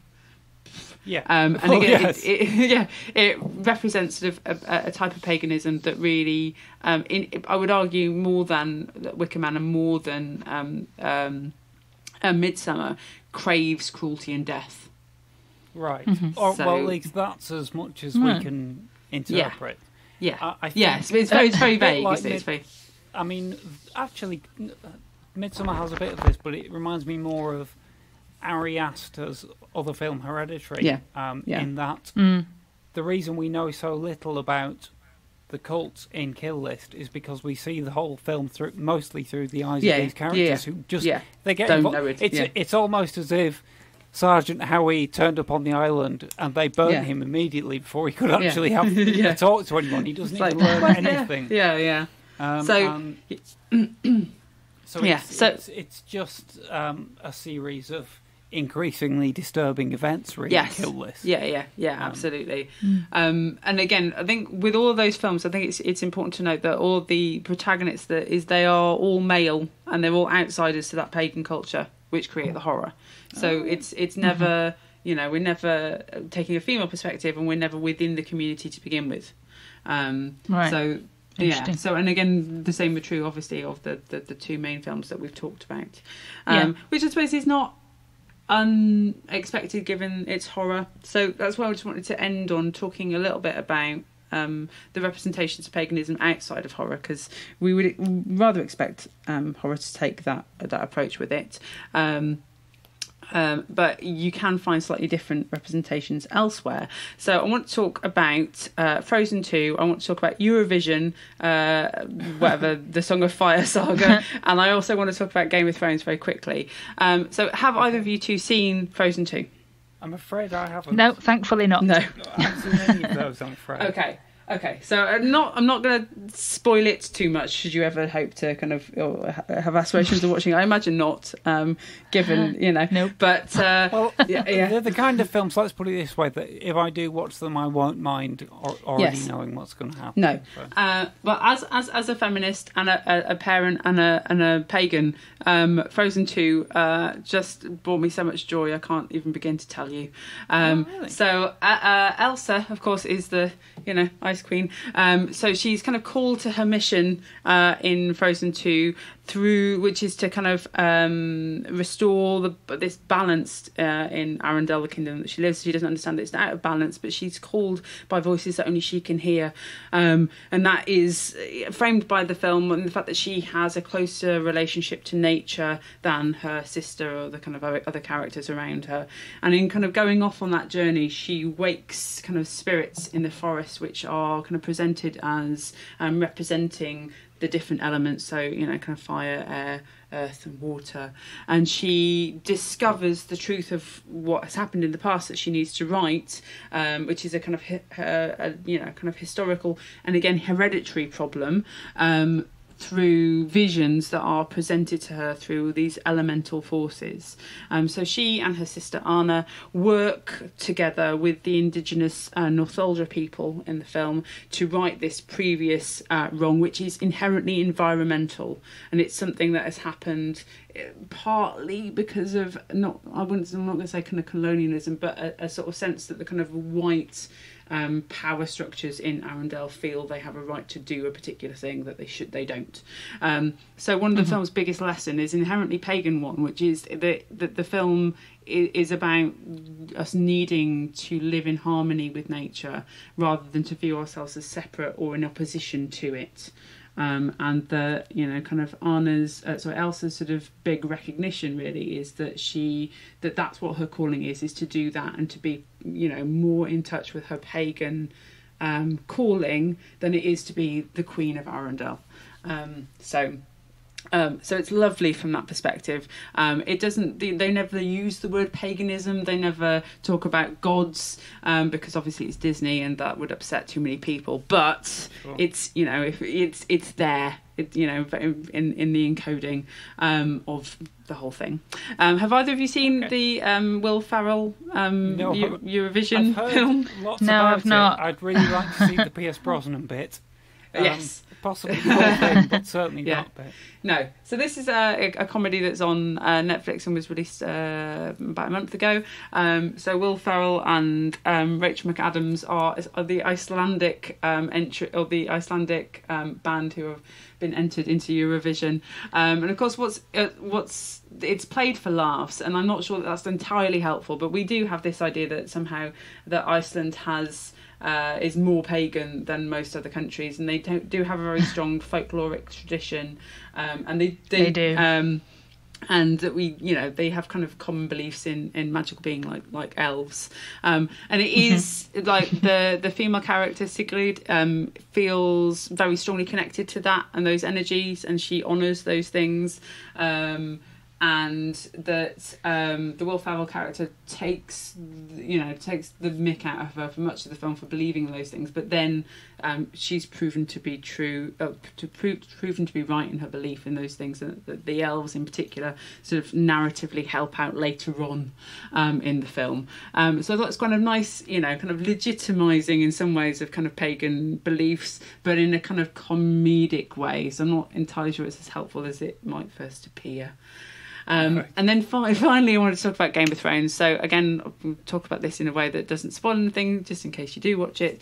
But Game of Thrones is, this big kind of historic kind of fantasy epic, and the belief systems. I mean, there's a lot of work I think that's been done around the kind of belief systems and the religions of the world of Game of Thrones, and there are lots of different religions, but in we follow principally the Stark family, and they're the kind of the emotional heart of the whole saga, and within the family they talk about the old gods, and later we meet characters called children of the forest, and so there's a kind of pagan influence in the creation of those kind of characters. And for the Stark family, they clearly have a polytheistic religion, in that they talk about gods rather than God, and that they have in the middle of their their castle, there is a tree called the Heart Tree, which represents it represents their home, it's their heritage, and it's a place where lots of really important and quite emotional kind of encounters and conversations happen, and because it's so strongly linked to that their ancestors and where they come from. So just thought it was kind of interesting that the Game of Thrones doesn't again present lots of really kind of clearly pagan kind of practices, but it underpins the kind of the cultures that are presented throughout that whole saga. So I thought that was a kind of not a terrible representation, but again not one that's based in reality, so okay. Yeah, because it's clearly I'd like fantasy. to look at it on that basis though. And there's also witch characters, and so okay. Well, I was just going to say, I find it interesting in the same way that I find Robin of Sherwood interesting. Yeah. Because it's taking history and mixing it with various kind of folkloric things. Yeah. And I think George R. R. Martin, who wrote the original novels, is kind of been very open about the variety of genuine historical kind of references and inspirations that he's taken, which often actually are kind of British in their origins. So it's not unexpected that stuff kind of filters through into the kind of the diegesis. I mean, it was pointed out to me recently that the Starks and the Lannisters are basically the Yorkists, and the Lancastrians, and things like absolutely, that, so. Yeah. So again, time. So just to kind of wrap it all up, then, I think my kind of thinking about representations of paganism in horror and elsewhere are, not dissimilar to what we're saying about kind of representations of witchcraft. Again, is that they tend to be created by people who aren't pagan, who wouldn't define themselves as pagan, and so we lack the kind of more authentic representations that perhaps would be useful, and I think as a result of the fact that we so often see what seem to be more kind of authentic representations, but in horror, means that our kind of traditions and our celebrations. So in Shropshire we have kind of a Green Man festival on May Day every year in a small place called Clun, and the Green Man comes and does battle with the Frost Queen, and whoever wins kind of has so it's kind of it helps to indicate what kind of summer we will have. Of course, he always wins. Of course he does. Right. So there's a big celebration of, yes, there's going to be a fantastic summer. And even things like Chester does a Midsommar watch, which is a big, or several big kind of processions, carnivals through the streets. And Dan, if you went and saw Midsommar Watch, you would probably recognise kind of elements from the Wicker Man in terms of there's lots of papier-mâché constructions and people in lots of makeup and medieval kind of garb having a very rowdy time. And I think the thing is if you don't if you don't appreciate them as being part of a kind of pagan tradition, is that those kind of things probably seem a bit scary if you've only seen paganism through horror films. Yeah. Particularly if you're, I mean, Chester is different because that happens in the middle of the city centre, but, you know, kind of Clun is in the middle of nowhere, and if you're, a city person visiting and you happen to across this thing, you might go, okay, maybe we leave this place pretty soon. But then, kind of lovely celebrations, and the community gets involved, and, they are very overtly pagan as well. So... yeah, we need more of that stuff, more friendly, where paganism is the friendly backdrop to, kind of something else that's happening, I think. Yes, well, I think the work starts here, and I'm sure we can tell some stories that will fit into that mode. Yeah. So, just before we finish, I'd just like to get in another couple of comments about The Wicker Man and Midsommar, if that's all right.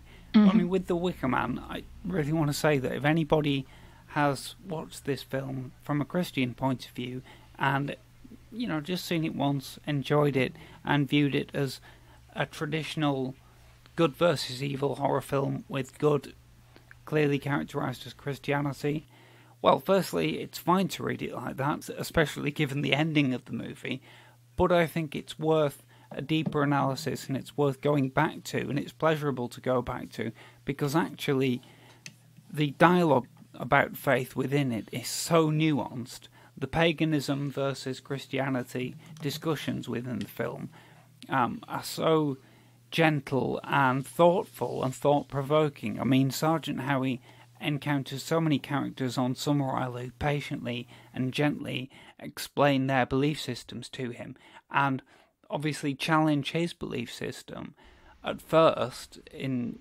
a very kind way. I mean, as Lord Summerall says to him, "Do sit down, Sergeant. Shocks are so much better absorbed with the knees bent."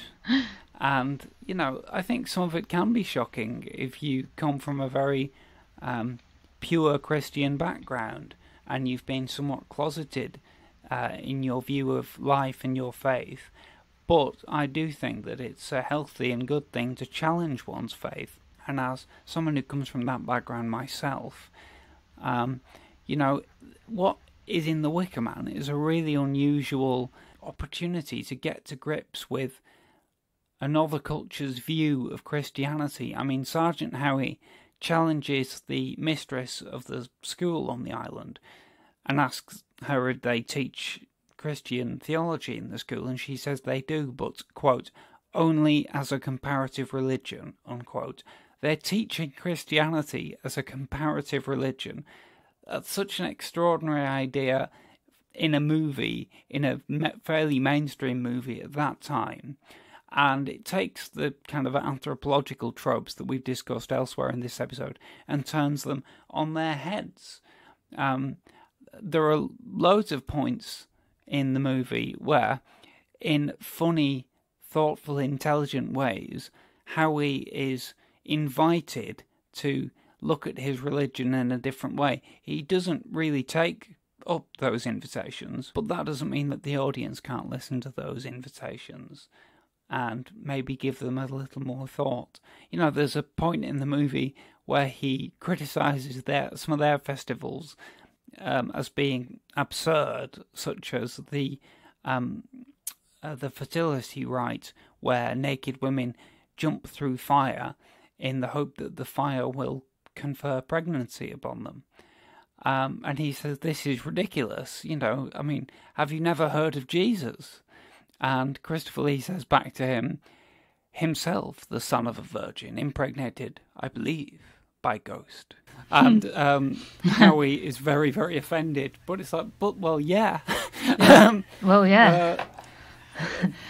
Sexy ghost times were happening. The other thing I'd mention is that, Kirsty, you kind of made the observation that a lot of these pagan horror movies that you referred to had the kind of male protagonist, and I think that that's possibly partly a function of how these movies are kind of subsumed within tropes within the horror genre more generally. And there is a genre relationship between Midsommar and The Wicker Man, which occurred to me this time I watched it. It's almost as if somebody saw The Wicker Man and thought, that's great, but wouldn't it be better if it was a slasher movie? So instead of the kind of older protagonist, that you've got like 4 young protagonists, and they get killed off one by one, not just at the end. And also, I think most of them have to commit an act of transgression somehow in order to set up their deaths, which is a slasher movie convention as well. And I can see the logic of, from a genre crafting point of view. I can see that that would be a way to increase the kind of suspense in a story, or a sense of cumulative development. But on the other hand, Midsommar is not that kind of movie, as we've discussed. No. It's not very suspenseful, so it's another way in which the film is just strange, but worth talking about. Yeah. So I think that brings us to the end of our paganism discussion. Thank you so much, Kirsty. Nice one. Thank you. I feel purged. Well, my grievances. It's our therapy sessions again. I'm glad that we've been able to help. That's wonderful. We're all kind of moving forward in our journeys. Yeah. That's fantastic. So very quickly, we've only got a couple of minutes. Have we got recommendations for this week? I'll hold my hands up and say I don't have any ready, and that's fine because we don't have much time. So, Kirsty, do you want to say yours? Yes, I just wanted to. I mean, it's not a recommendation because I can make because I've seen it, but because we've been harping on about it. So, Rob Savage's Zoom feature, the host, produced by Sam Raimi, hits Shudder on Thursday, the 30th. So by the time this episode goes out, it will already have been available for one day. So if you're not a Shudder subscriber, you can do a 7-day free trial, which I just discovered. So that's useful. And I'm going to be making use of that. Yes, so I'm definitely going to be checking that one out this weekend.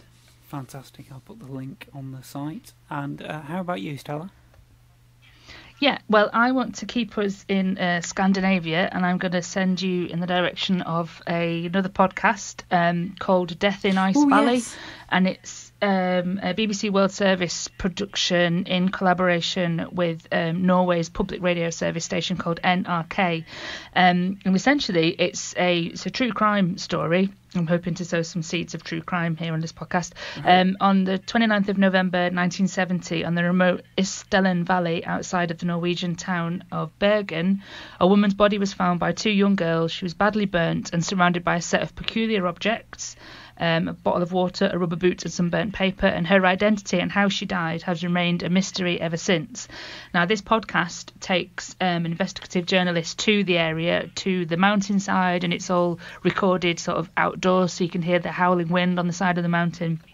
It sounds as beautiful as Norway looks, if that makes sense. Wow, okay. And it's a really, really interesting case, I suppose, because it's still not been solved. So if you listen to it and you have some ideas, then you can let them know what you think. But it's kind of been described as Nordic noir, but in podcast and investigative journalist sort of form. So I do recommend it. It's really, really good. And via the BBC's general podcast BBC Sounds portal. Yeah, BBC Sounds, that's the fella. That's fantastic. But yeah, it's really, really, really good. I've listened to all of that one as well, and I second that recommendation. It's just stunning. It's really good. It sounds amazing. Yeah. Right. That link's going on there. Nice one, Stella. Nice one, Kirsty. Thank you very much, both. Well, that's another episode, another bumper episode, and another fascinating one. So, I feel really good. Guys, we're going to be back next week, but we haven't quite decided what we're doing next week. So, we'll let you know. Watch our Facebook page and our website. We'll be able to give you a quick preview. But otherwise, join us the same time. Or whenever, the same time, whenever you choose to listen. Not the radio, Dan. Podcast. We are in my mind. Yes. I like to live with my delusions. So, thank you very much, Kirsty. It's been wonderful. Oh, thank you. It's been an absolute pleasure. It's been an absolute pleasure for me, certainly. And I hope for the listener too. And we'll all come back together next time. Bye, everyone. Bye. Bye. You have been listening to And Now the Podcast Starts, Produced and released by Ambidextrous Solutions Limited. Presented by Kirsty Warrow, Stella Gaynor, and T.D. Velasquez. Special thanks to Greg Hume for our original theme music, and to Brian Gorman for our original artwork. All dialogue and music clips from films, TV shows, and trailers are used for the purposes of criticism, in the spirit of fair dealing as defined in UK law, and fair use as defined in US law. No copyright infringement is intended.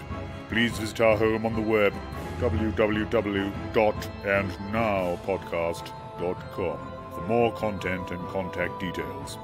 Or visit our Facebook pages, at AndNowPod or at Lee Cushing Pod.